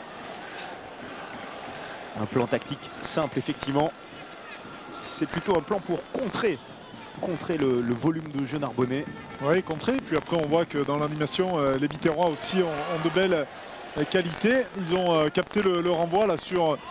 Ils ont capté le coup d'envoi et donc ça leur permet, regardez, de mettre une séquence offensive plutôt intéressante, même si là il y a une faute de main qui va donner une mêlée en faveur de Narbonne. Ah oui, ballon rendu. Voici Christophe Amasek. On l'avait découvert sur Eurosport avec l'US Tyros. L'US Tyros qui avait échoué contre Béziers, justement, en demi-finale d'accession. L'US Tyros encore en course pour monter en Pro D2. Ils ont un quart de finale très difficile à négocier contre Nevers. Montauban dans l'autre partie du tableau est tout de même bien placé pour monter, retrouver l'échelon professionnel. Il y a eu des changements. Hein. Il y a eu des changements avec la sortie de Gabriel Boca pour l'équipe de Béziers. Sortie également de François Ramoneda. Ouais, ils ont été remplacés par Fernandez Morera et par Éloi Masso a priori. Tiens, puisqu'on parlait de Tyros, justement, Francisco Fernandez, il était dans cette équipe de Tyros, coaché par Amasek, qui avait perdu contre le Béziers de Andro Mertens à l'époque, où il y avait des joueurs qui sont encore dans l'effectif, comme Ramoneda, comme Gmir, comme Shevchenko. Les mêlées milieu du terrain, toujours intéressantes à jouer, avec notamment le côté droit qui est toujours favorable à l'équipe attaquante. Sachant qu'il est difficile de défendre partout quand on a ces mêlées au milieu, au centre du terrain. Ouais, oh, ça avance, ça avance. Oh, les Biterrois là qui font le métier. Qui sont bien revenus au niveau des avants. Attention, ils pourraient vraiment contrarier les ambitions narbonnaises, parce qu'on a vu par exemple dans la deuxième partie du match à La Rochelle que physiquement, contre un gros paquet d'avant, il pouvait être en difficulté. Et oui, mais ça ramène exactement au potentiel de cette équipe narbonnaise qui est capable de proposer des choses excellentes sur les lancements de jeu. Mais si elle n'a pas justement une conquête digne de ce nom, notamment avec cette mêlée qui lui permet de saisir les occasions quand elles se présentent, ça va être compliqué. Et on le voit contre voilà, cette équipe biterroise qui retrouve un petit peu de vigueur dans son jeu d'avant. Elle subit sur la mêlée et ça ne lui permet pas d'avoir le ballon dans de bonnes dispositions. Donc cette équipe narbonnaise, elle est en difficulté sur le secteur de la conquête. Allez, un peu de vigueur sous ces premières chaleurs. Il va falloir être pénétrant. Ouais, belle prise de balle des Biterrois. Allez, de la vitesse, Shevchenko. Ouais, exactement. La croisée encore, histoire de recentrer encore un peu plus la défense narbonnaise. Chaput. Alors renversement, c'est pas mal Mallier. fait. Ah, Mallier dans les passes. Mallier mal assuré. Et Conrad Marais qui recule, tout comme Jean-Baptiste Perras. Ah ouais, mais tout ça, ça part des mauvaises transmissions là, du demi d'ouverture de Biterrois qui est en difficulté dans l'animation offensive. Pinto Ferrer. Attention, ce nettoyage sur le côté, oui, de Sheklashvili, le géorgien. Ouais, là, on est obligé de retrouver l'avancée avec du jeu d'avant. Chaput qui éjecte, qui essaye de récupérer une pénalité.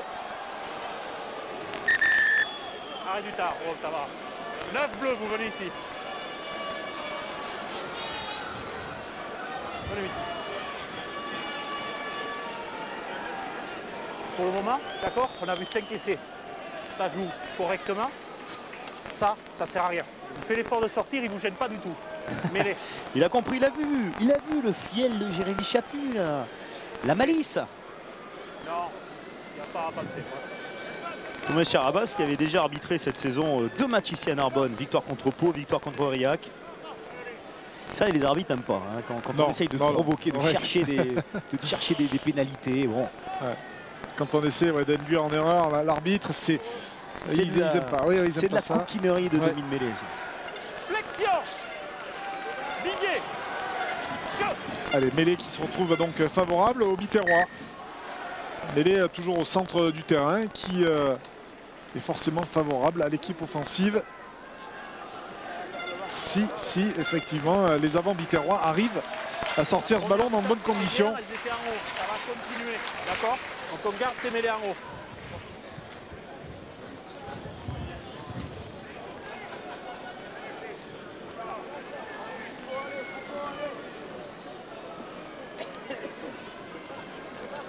Il y a sur le banc un excellent début d'ouverture, Thomas Fournil. L'ancien Narbonnais. Il habite encore Narbonne. On le verra peut-être dans quelques minutes. Avec Gmir qui était dans cette mêlée. Et c'est contré par Grammatico. Ah, ça va vite sur les ballons de Valentine. Voilà, la transmission est belle cette fois pour José Lima à suivre. Pour Navakatatia. Il n'est pas loin du 3e essai personnel aujourd'hui. Et c'est Marais qui récupère. Pas de pied en touche. Ah, ça devient complètement fou. Même l'arbitre, monsieur Charabas, il ne sait plus du tout où il est. Mallier.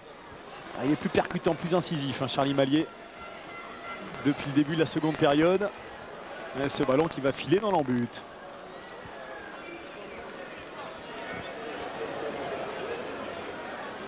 Le contre-attaque, on le revoit sur ces images de Grammatico qui arrive à transmettre en tombant à Valentine. Et derrière, le jeu au pied d'Alangaou pour Navakadretia qui n'arrive pas à se saisir de ce ballon dans des conditions difficiles, évidemment.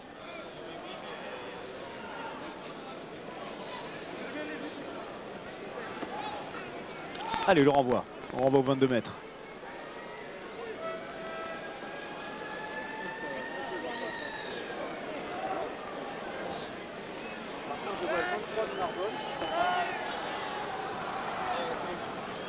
Allez, Alangaou pour un très long renvoi. Très très long. Dans les 22 mètres adverses, même directement sur Marais.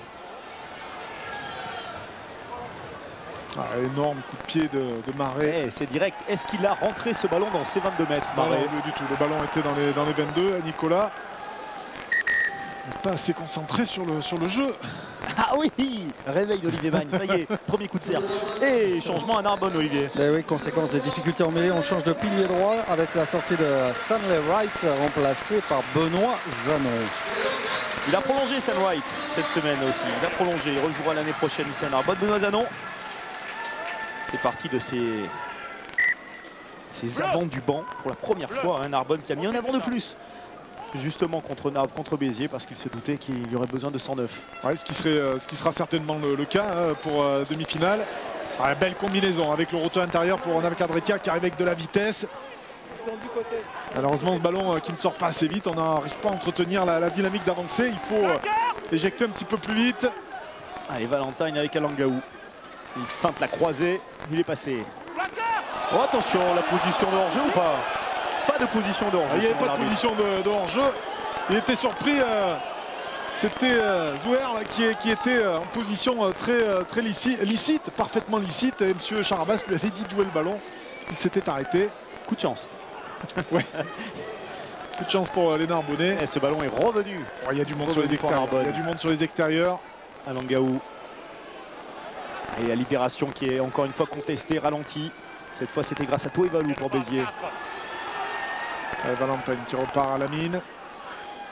Malheureusement, on met un nombre quand même important sur le ruck pour les Narbonnais. Ça ne va pas leur permettre d'avancer sur la séquence suivante avec la belle pression défensive des Biterrois qui peuvent récupérer ce ballon. Non, pénalité avec M. Charabas qui signifie donc aux Biterrois.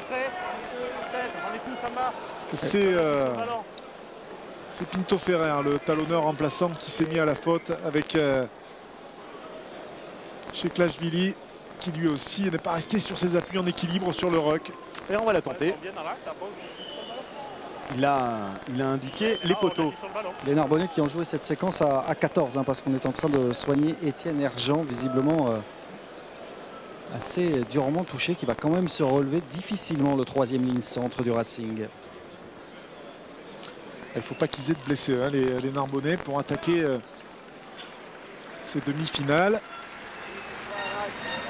Allez, la tentative, longue distance, il a 45 mètres environ, alors qu'on voit en bas les remplaçants de Biterrois, avec Dan Regerbert, avec Thomas Fournil, avec Utumanoa notamment. Puis un garçon qu'on va peut-être voir pour la première fois, c'est Sean Foley sur les bancs, sur le banc narbonnais australien. Première feuille de match. En fin de retour, après une longue blessure. En attendant, ça passe pour Daniel Alangaou, le premier point de cette seconde période. Ça fait 31-12. On assure les points côté Narbonnais par le pied d'Alangaou, assez précis, il faut dire. Il est là Thomas Fournil, voilà. Ici au centre de l'image, lui qui réside à Narbonne, qui est venu. Il est venu en voiture au stade avec Benjamin Beau, le flanqueur narbonnais. Lui qui a joué ici entre cadet et espoir, et qui ensuite a poursuivi sa carrière à La Rochelle, notamment à Albi. Et Justin Harrison a décidé de sortir Étienne Hergent, remplacé par Terterani et Razito. Et on reste devant. Allez, dans les airs, oh le rebond, ça peut être dangereux. Perras qui est pris, il est bien plaqué. C'est encore Grammatico, je crois, qui a mis la pression là, sur Perras. Il est vraiment présent. Et la présence défensive des Narbonnais paye avec ce ballon récupéré.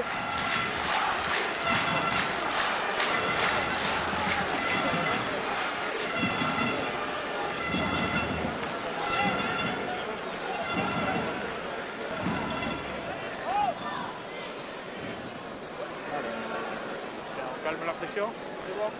Allez, c'est bon. Ah, c'est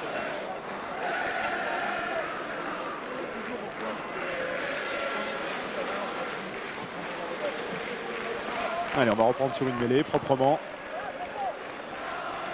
Flexion. Lié. Jeu. C'est bon. Allez, un peu en difficulté les Narbonnais qui sortent vite ce ballon avec Alangaou qui croise Lima. Lima qui est retourné, quel plaquage de Mallier. 16 au bloc. Allez, on enchaîne. Allez, ça manque de vitesse. Hein, c'est pile poil la volonté de Christophe Amasek, le co-entraîneur biterrois avec Manny Edmonds. C'est ce qu'il expliquait au micro d'Olivier tout à l'heure à Langaou. Un peu de profondeur, la prise de Fekitoa.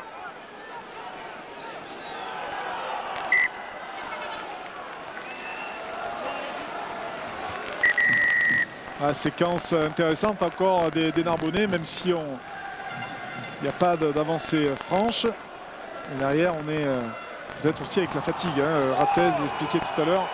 Les premières chaleurs. Oh, il est chaud, toi, Valou. Ouais. Il est chaud avec Nick Strauss. Ça suffit. Ça, stop, c'est bon, les deux.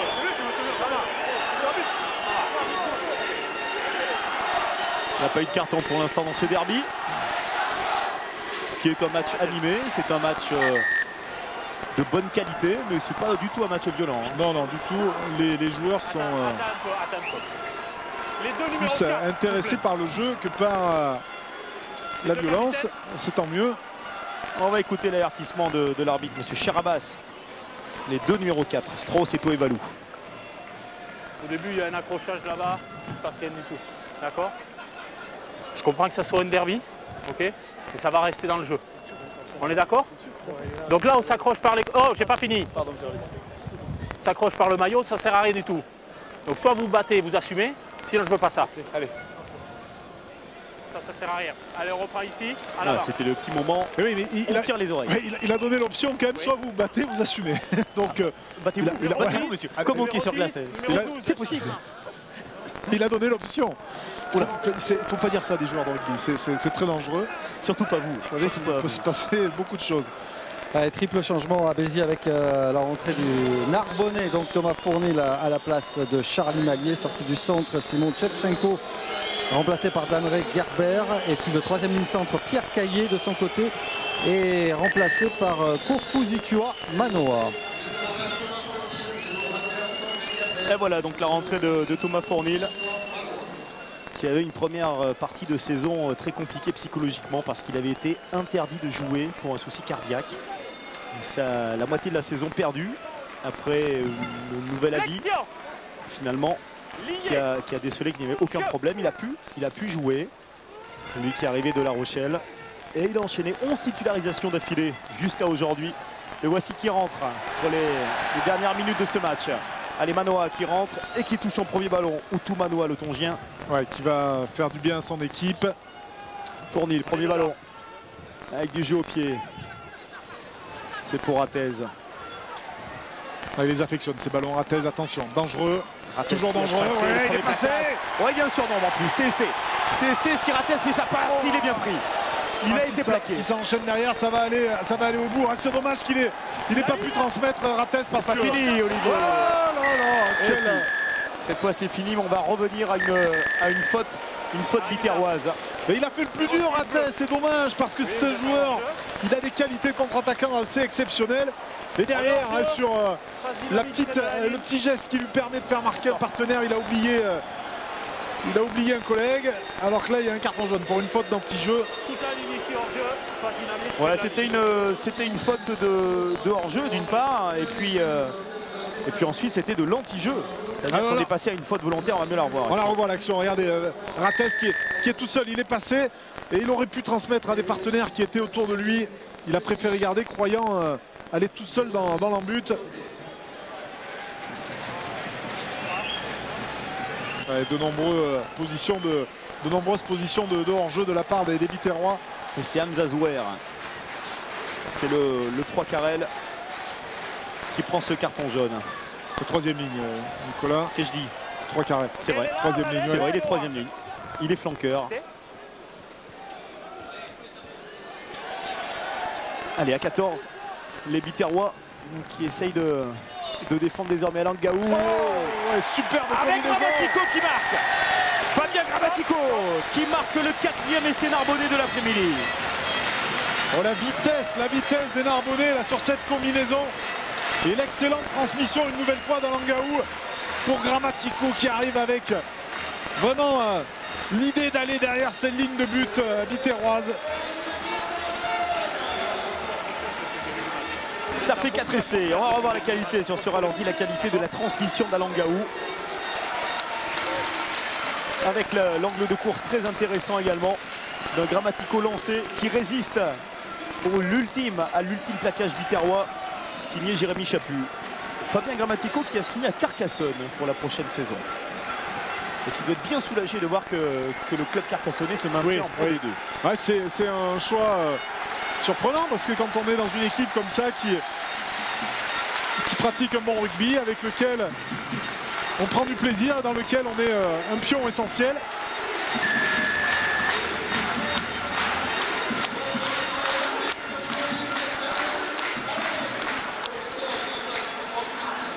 Le voici Hamza Zouer sur la première action, enchaîné après son carton jaune. Malheureusement pour lui, il y a un nouvel essai pour Narbonne.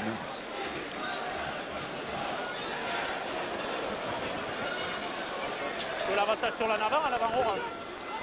Le jeu a repris avec Gmir dans le couloir, il essaye de prendre Fekitoa. Attention, parce que c'est à toi, à moi. À chaque fois, il y a une équipe qui répond à l'autre. À chaque fois qu'il y a des points marqués. Et là, les Biterrois ont bien l'idée de marquer à nouveau des points. Pénalité pour Béziers. Alors, je crois que les Biterrois sont à 13. Il y a le carton jaune à Hamza Zouer. Et il y a un joueur Biterrois qui s'est blessé sur l'action précédente. Et on n'a pas eu le temps d'effectuer le changement. C'est Yacine Mamri qui va être remplacé par Benjamin de Chartres. Oui, c'est sûr, c'est confirmé, c'est un espoir Yacine Mamri. Oui, 21 ans, hein, joueur deuxième ligne, est très intéressant à suivre sur les prochaines années. Un joueur qui a fait de gros progrès cette année. Tiens, en parlant de ça, Olivier, vous avez des joueurs qui vont partir en stage en U20 à Saint-Lary, que vous emmènerez ensuite en Nouvelle-Zélande. Il y a Florian Ardiaka, talonneur biterrois, qui est apparu une demi-douzaine de fois cette année. Puis il y a Tommy Reynaud, le Narbonnais, le pilier, qui lui n'est pas apparu avec les pros. Tout à fait, deux joueurs effectivement du comité Languedoc. Florian Ardiaka qui est un talonneur et qui a eu l'occasion de jouer quelques minutes dans son équipe pro et qui a signé un contrat pro d'ailleurs cette saison.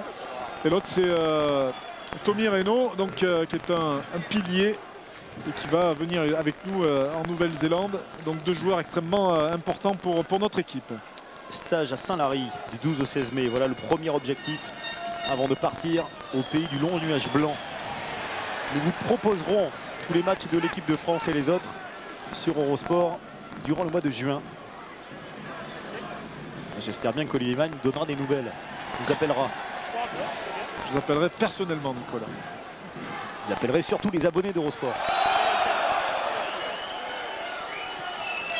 Alors le public a élevé la voix et Narbonnais se dégage.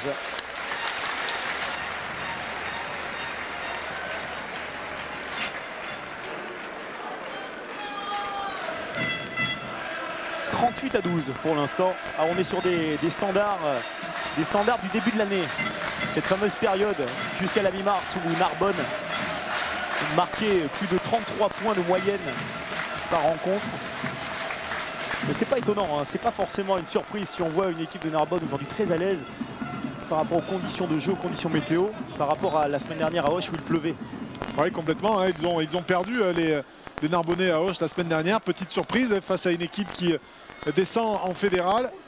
Voilà, donc oui, ils ont pu effectivement être gênés par les conditions. Les Narbonnais qui affectionnent quand même des conditions avec, sur terrain sec. À l'australienne. Oui. Allez, Chaput, avec un duo biterrois qui a été repoussé. Avec Erasito qui était là, le troisième ligne. Gerber. Ouais, c'est pas mal fait ce qu'a fait Perras. Avec Perras pour Marais, peut-être le doublé pour Conrad Marais. Placage 14 orange. Il y a un plaquage haut sur Marais, mais la possession de balle est toujours en faveur des Biterrois. Et il y a une opportunité réelle avec Gmir qui appelle le ballon complètement sur l'extérieur. Ouais, on alterne avec le Fermet. Attention, c'est peut-être un peu arrêté. Vakasegou, le Fidjien qui essaye de passer. Il est bien pris, toujours avantage. Et on va siffler ce plaquage haut contre Sakyusa Navakadretia. J'ai bien peur qu'il y ait un carton jaune. Auteur de 2 essais dans ce match. Navakadretia qui va certainement être sanctionné par une petite carte. Bon. On est proche de la ligne. Plaquage haut. Il est trop haut, pas dangereux, mais on est proche de la ligne. Allez, à 14. L'équipe de Narbonne.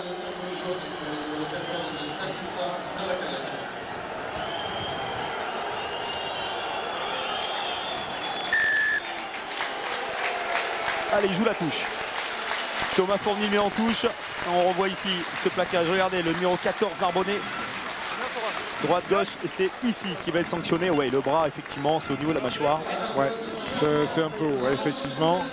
Il n'y a rien de très dangereux, mais c'est sanctionnable. Et vous entendez les acclamations pour Josh Valentine qui sort définitivement cette fois. Et donc retour de Sébastien Rouet. Ouais, des applaudissements fournis parce qu'il a fait 2 très belles saisons ici. Et c'est probablement son dernier match au Parc des Sports et de l'Amitié avec ce maillot orange. Lui qui va rejoindre, qui devrait rejoindre avant officialisation le club de la SBH, le club de Béziers, avec qui il a signé.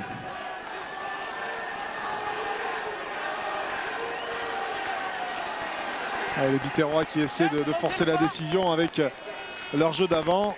On essaie de faire parler sa puissance avec des pick and go, des relances de jeu avec plusieurs avants. Ouais, c'est leur filière. Stratégiquement, c'est là qu'il faut appuyer. Ils ont déjà marqué un essai d'avant tout à l'heure en première mi-temps. Chez Klashvili là qui fait parler sa puissance. C'est pris. Ballon qui a été arraché par Daniel Alangaou. Eh oui, le numéro 10 Narbonnais qui se permet d'arracher un ballon dans un ruck. Perras avec Gerber. Le 1-2 avec Perras. Attention à la pression narbonnaise. Et la défense des Grammatico encore. Grammatico, il est impérial sur ce match. Il est vraiment énorme, que ce soit sur le plan offensif, mais aussi, et bien évidemment, défensif. C'est à chaque fois lui qui est sur les bons coups. Bonne pioche, doit se dire devant sa télé actuellement, devant Eurosport, Christian Gageant. Philippe Guichert également, les membres du staff de l'US Carcassonne qui vont donc bénéficier des services de Fabien Grammatico la saison prochaine. On va assister au retour de Zouer dans quelques instants. On arrive au terme de la période de suspension de 10 minutes.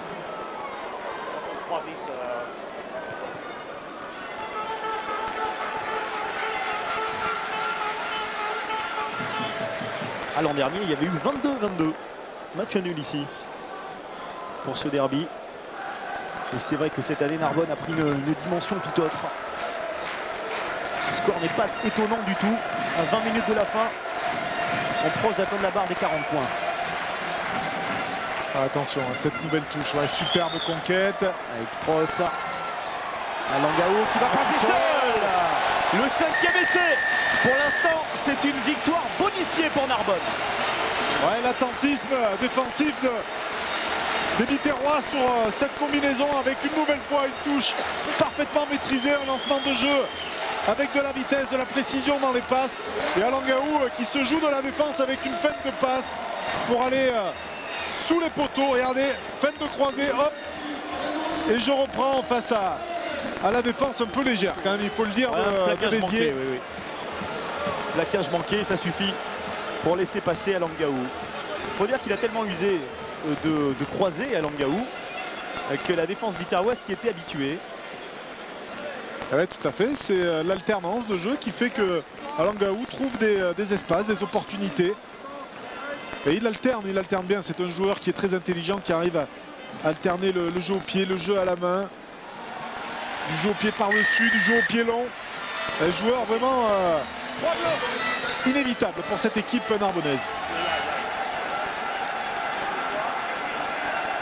La sortie pour Béziers de Beka Chekashvili, le pilier droit, remplacé par Richard Ao. Il ne sera pas conservé la saison prochaine, Beka Chekashvili. Il y a de très bons joueurs qui arrivent à Béziers l'année prochaine en première ligne. Il y a Romain Brison, un pilier droit qui vient de Super 15 également, de Nouvelle-Zélande. Également Sean Pittman, un pilier international américain. Phoenix Betty également qui peut jouer deuxième ou troisième ligne, il est australien. Je parle bien de Béziers, je parle pas de Narbonne, hein. J'ai dit australien mais c'est pas forcément la filière unique Australie-Narbonne. On peut aller à Béziers aussi. Ah, Justin Harrison l'a bien signifié. Attention, ce n'est pas une franchise australienne. Il a dit qu'il y en avait autant, voire plus à Béziers et même à Grenoble. Hein. Ouais. On a vu Zouer en train d'enlever son sweat. Il va rentrer dans quelques instants. Alors Richard Hao, l'Australien, le voici. Il vient de rentrer.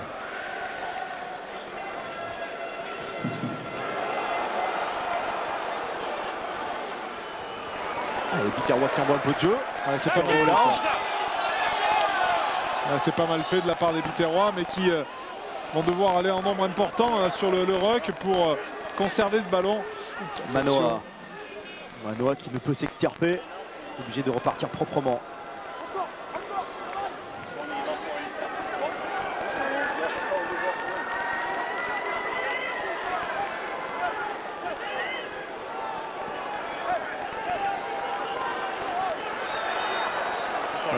On conteste, on est très virulent sur les rucks côté narbonnais. On gêne considérablement les Biterrois. Terrasse, partie de l'autre côté, Chaput. Avec Richard Hao, lancé. Ouais, c'est pas mal fait, ça on a retrouvé l'avancée, ça va permettre à toute l'équipe. Fournil qui saute pour Gmir. Gmir en contre 1, pourquoi pas. L'ancien international tunisien à 7. Fournil. Et Vakasegou, qu'on a très peu vu dans ce match. Et il est passé, Vakasegou, il arrive à passer les bras, mais malheureusement il n'arrive pas à transmettre. C'est peut-être en avant. Ouais. La bataille, les Narbonnais qui arrivent sur le côté, mais auparavant, l'arbitre reproche aux Biterrois de ne pas avoir relâché le ballon. Il y a un gros effort sur les rucks de la part des Narbonnais qui gênent considérablement les Biterrois. Isolé ici. Joueur isolé, Patrick Pierre, regarde au sol. Les Biterrois qui se retrouvent souvent dans une position isolée, seule, sans soutien offensif. Et donc la défense narbonnaise est plus rapide sur le jeu au sol et arrive à contester ses ballons et empêcher les libérations rapides du jeu biterrois. Et voilà, sur les appuis bien solides, c'est parfaitement réalisé. C'est Benjamin Beau, auteur de cette récupération. 45 points déjà pour Narbonne, un quart d'heure de la fin. Ils ont déjà mis 64 points à Dax, ici à domicile. Est-ce qu'ils vont faire mieux? C'est leur record. Hamza Zouer est revenu. Hein. Oui. D'accord. C'est le même Moll. C'est le même Moll. Ballon porté, on essaie d'utiliser un petit peu toutes les formes de jeu pour mettre en difficulté l'adversaire. On rappelle que Narbonne pour la peine est à 1 de moins avec Navakadretia, le 3 Carrel, qui purge encore quelques minutes de suspension. Vouli qui se retourne à Langaou avec Lima. Lima, il a fait Kitoa, il choisit Ratez. Ratez à chaque fois, il arrive à jouer les duels et à faire la différence. C'est incroyable ce joueur. Oh, il a glissé Sébastien Rouet. Allez, on va remettre de l'ordre. Il y a un joueur qui s'est fait mal, je crois que c'est José Lima. Ouais, c'est José Lima qui est au sol. Peut-être au niveau de la cuisse.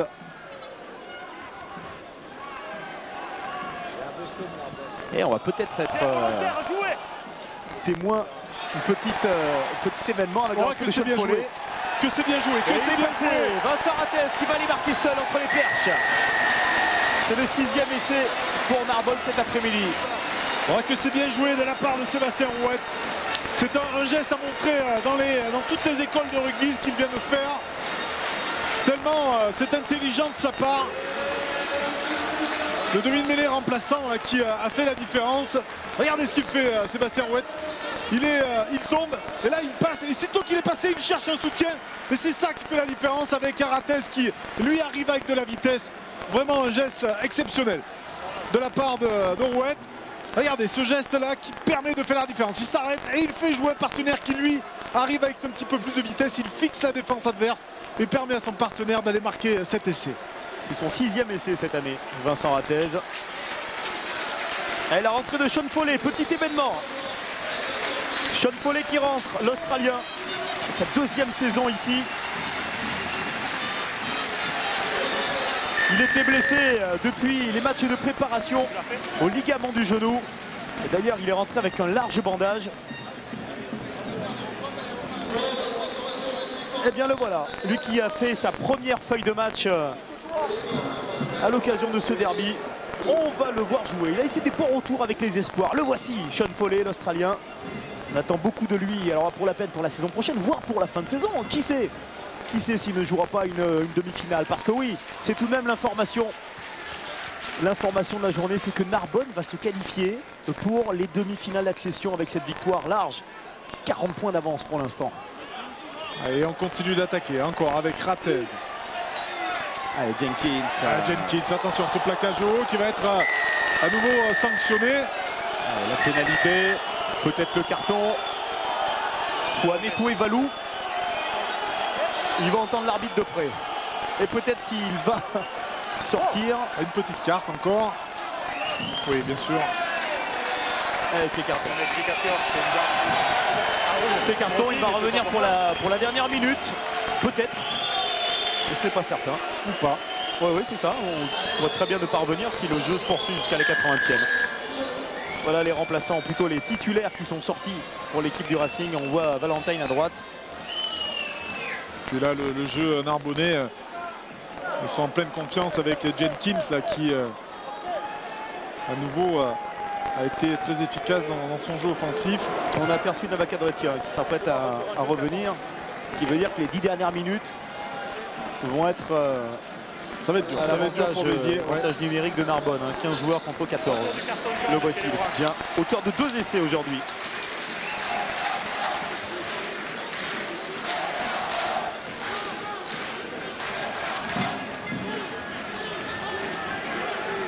Cette victoire qui ne souffre d'aucune contestation.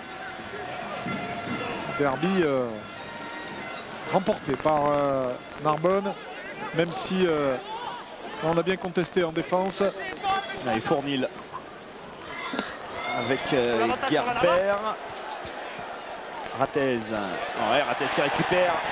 Ratez qui accélère, il évite le premier plaquage, il est repris par Marais. Et Langaou. Langaou qui est percuté. Bien sûr, nombre. Il va aller au bout, Fekito. Attention, il faut qu'il transmette à les partenaires. Fekito qui est plaqué à 1 mètre. Et il parvient à se relever pour aller aplatir. Alors l'arbitre principal va demander l'avis à l'arbitre d'Ambu pour savoir si Saya Fekito a bien marqué. Voir si on va écouter le dialogue. Est accepté. Pas de vidéo, on vous le rappelle. On l'aura en Pro D2 pour la demi-finale et pour la finale. Ça s'ouvre de partout là pour... Il a une raison pour ne pas accorder l'essai. Le toucher, il est bon. Et pour moi, il peut le faire en 2 temps. Ouais, si c'est pas les bras, il y a les jambes avec. Il est tenu, il se relève et il rampe. C'est la vérité. Voilà, en 2 temps. Il a rampé. Il a rampé, donc c'est refusé cet essai. Ouais, parce que... Après, il y a des essais qui ont été acceptés de cette manière. Bien sûr.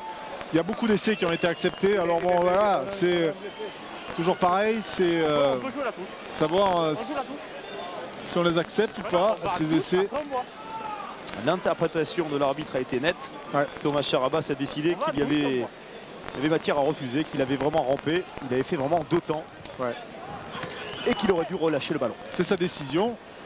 C'est vrai que cette interprétation, elle est quand même problématique parce que soit on accorde ce genre d'essais ou on ne les accorde pas parce qu'il y en a de nombreux qui sont marqués de cette façon. Changement de 3e ligne à Narbonne avec la sortie de Jenkins remplacé par Leito Miki.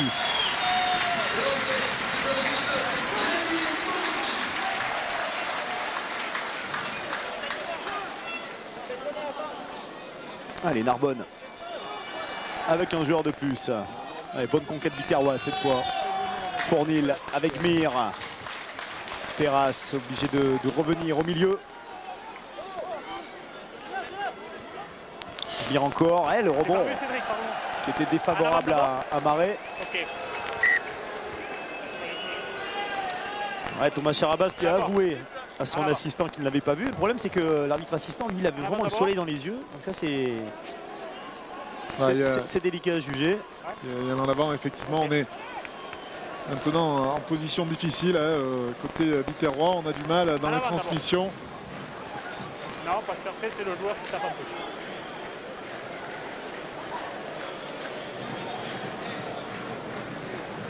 Il y a le retour.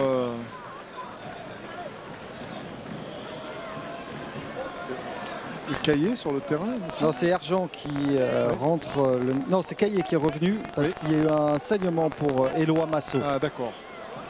Flexion. Lié. Retour du numéro 8 titulaire.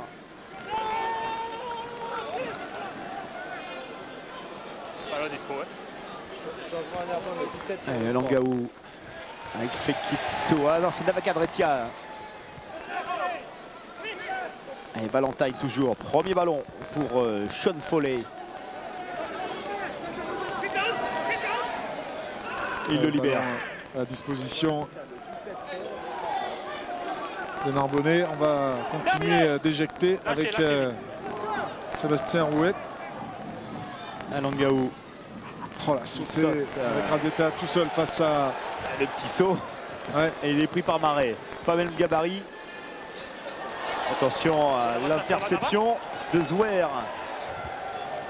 Un avantage dont profite Narbonne pour l'instant. On avance, on continue d'avancer dans le fermé, c'est plutôt bon. Attention, le surnombre avec Fekito qui va pouvoir peut-être s'illustrer à nouveau. Et ça repart de l'autre côté avec Rouet qui croise. Ah, dommage, c'est imprécis pour Erasito. C'est une faute de main mêlée pour Béziers.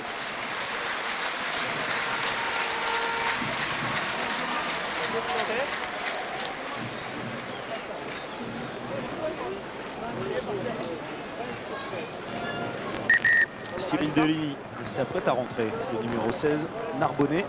Oui, il va y avoir plusieurs changements. Il va y avoir le retour également de Stanley Wright à la place de Grégory Fitchen. Gonzalo Uva également se prépare à rentrer à la place de Bertrand Aurignac en deuxième ligne. Bertrand Aurignac, le numéro 5 Narbonnet, on parlait de transfert tout à l'heure. Et bien lui, il a choisi Nevers. Il a choisi une future grosse écurie. C'est un club qui monte en puissance en Fédéral 1 depuis quelques saisons, qui joue en quart de finale. C'est contre Tyros. Ouais.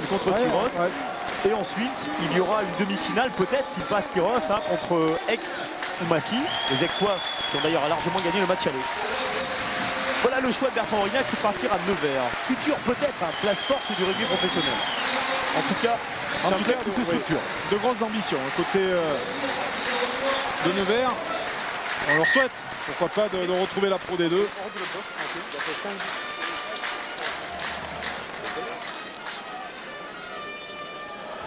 Oui, le 2. Alors, vous ferez bien attention, la sortie de Fabien Grammatico, le 3/4 centre, est donc remplacé par Cyril Deligny, le talonneur. D'accord. Oui, logique. Et du coup, c'est Benjamin Beau qui se place au centre. Tout ça, voilà, soyez vigilants. Voilà. Merci. Oui, effectivement, c'est Benjamin Beau qui est passé au centre en compagnie de Sean Foley. Gumir est passé. Elle va casser goût. Hop, derrière les oreilles de Jean-Baptiste Perras. Tentative de plaquage de Foley. Foley qui doit lâcher. Et pas d'en avant aussi. Il y en a en avant, oui. Il me semblait que c'était en arrière ce ballon. Alors certes, il l'a pas maîtrisé. Mais il me semblait que Thomas Fournil, regardez ce ballon. Hop. Il y en a en avant. Voilà. La décision d'Olivier Vague.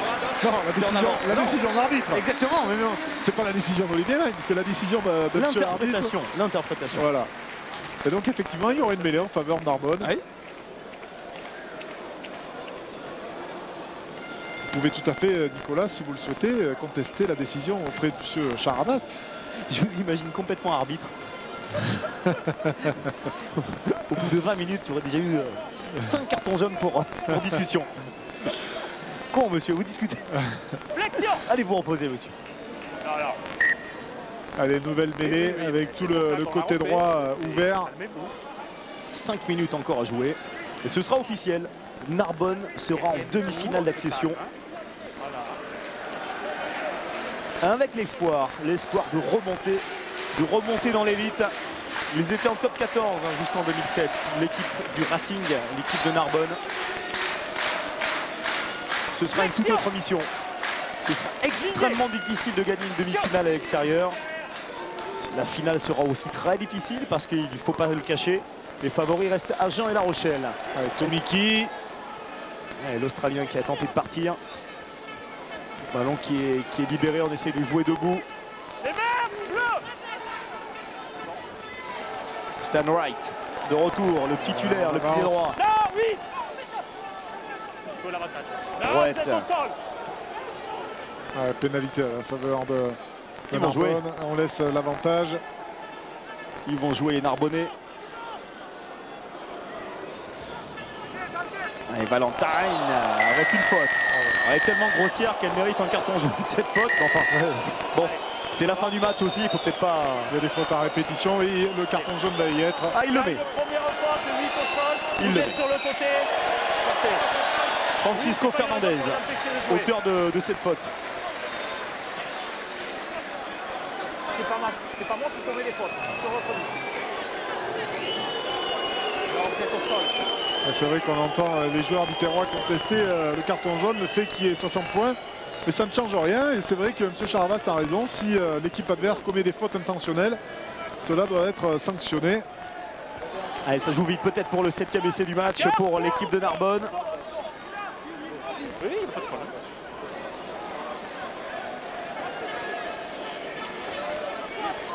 Les biterrois qui résistent bien défensivement, qui arrivent à contenir les assauts narbonnais. Allez, Rouette pour le sortir avec Alangaou. Peut-être le pied. Oui, le petit pied. Il n'avait pas encore fait du match. Il le fait régulièrement, le sauvetage de Sabri Mir. Ah bah, s'il vise la sélection tunisienne de football, il faut qu'il envoie une cassette. Pas mal cette reprise. Boum. Pour sauver son camp d'un nouvel essai. C'est vrai qu'Alangaou, il alterne tellement bien qu'on était presque surpris de ne pas encore l'avoir vu faire ce petit coup de pied dans le dos du premier rideau défensif. 8 bleu. Ah, il a toutes les armes à Alangaou. Il sait identifier beaucoup de solutions. C'est bon? Ok. Ah, on est devant. Allez, Fournil prend un court renvoi avec Mir dans les airs qui commet une faute d'en avant. C'est nettoyé mais mis en touche. Ah, il y aura une touche. C'est touché, c'est trop tard. Sébastien Petit ici. Il fait partie des frustrés de la journée.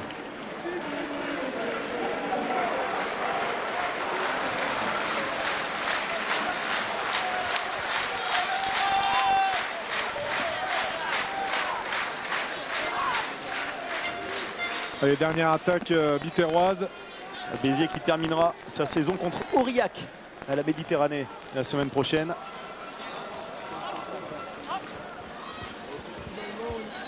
Allez, Zouer qui libère. En bout de ligne. Oh, la libération, attention. On a eu un preneur de son qui a failli prendre Richard Ao. Bel évitement. Belle Chistera, on arrive à conserver le ballon mais on recule malgré tout. Et ça joue encore avec Fournil. Marais assez déconcentré. Il pensait déjà à ce qu'il allait faire avec le ballon et il n'avait pas encore en main. Ouais, mais regardez la Chistera là, de Capitaine Orange, en avant qui va en touche. Touche ou mêlée. C'était des gestes intéressants. Allez, retour de Toevalou à 15. Retour de Sohané, Toevalou. À 14 plutôt. Oui, ils étaient à 13, ils se retrouvent à 14 puisque Francisco Fernandez a pris un carton jaune qui fait que son match est terminé et surtout que l'équipe biterroise va finir cette dernière minute à 14.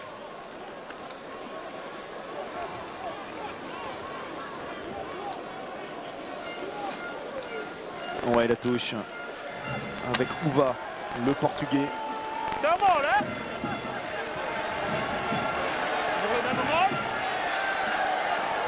On va devoir libérer.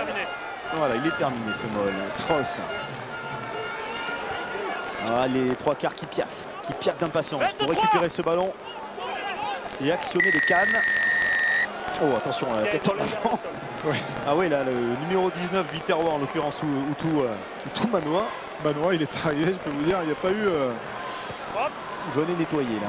Il n'est pas allé en demi-mesure. Écoutez, tendez l'oreille. Voilà. Vous l'aimez, hein, ce bruit.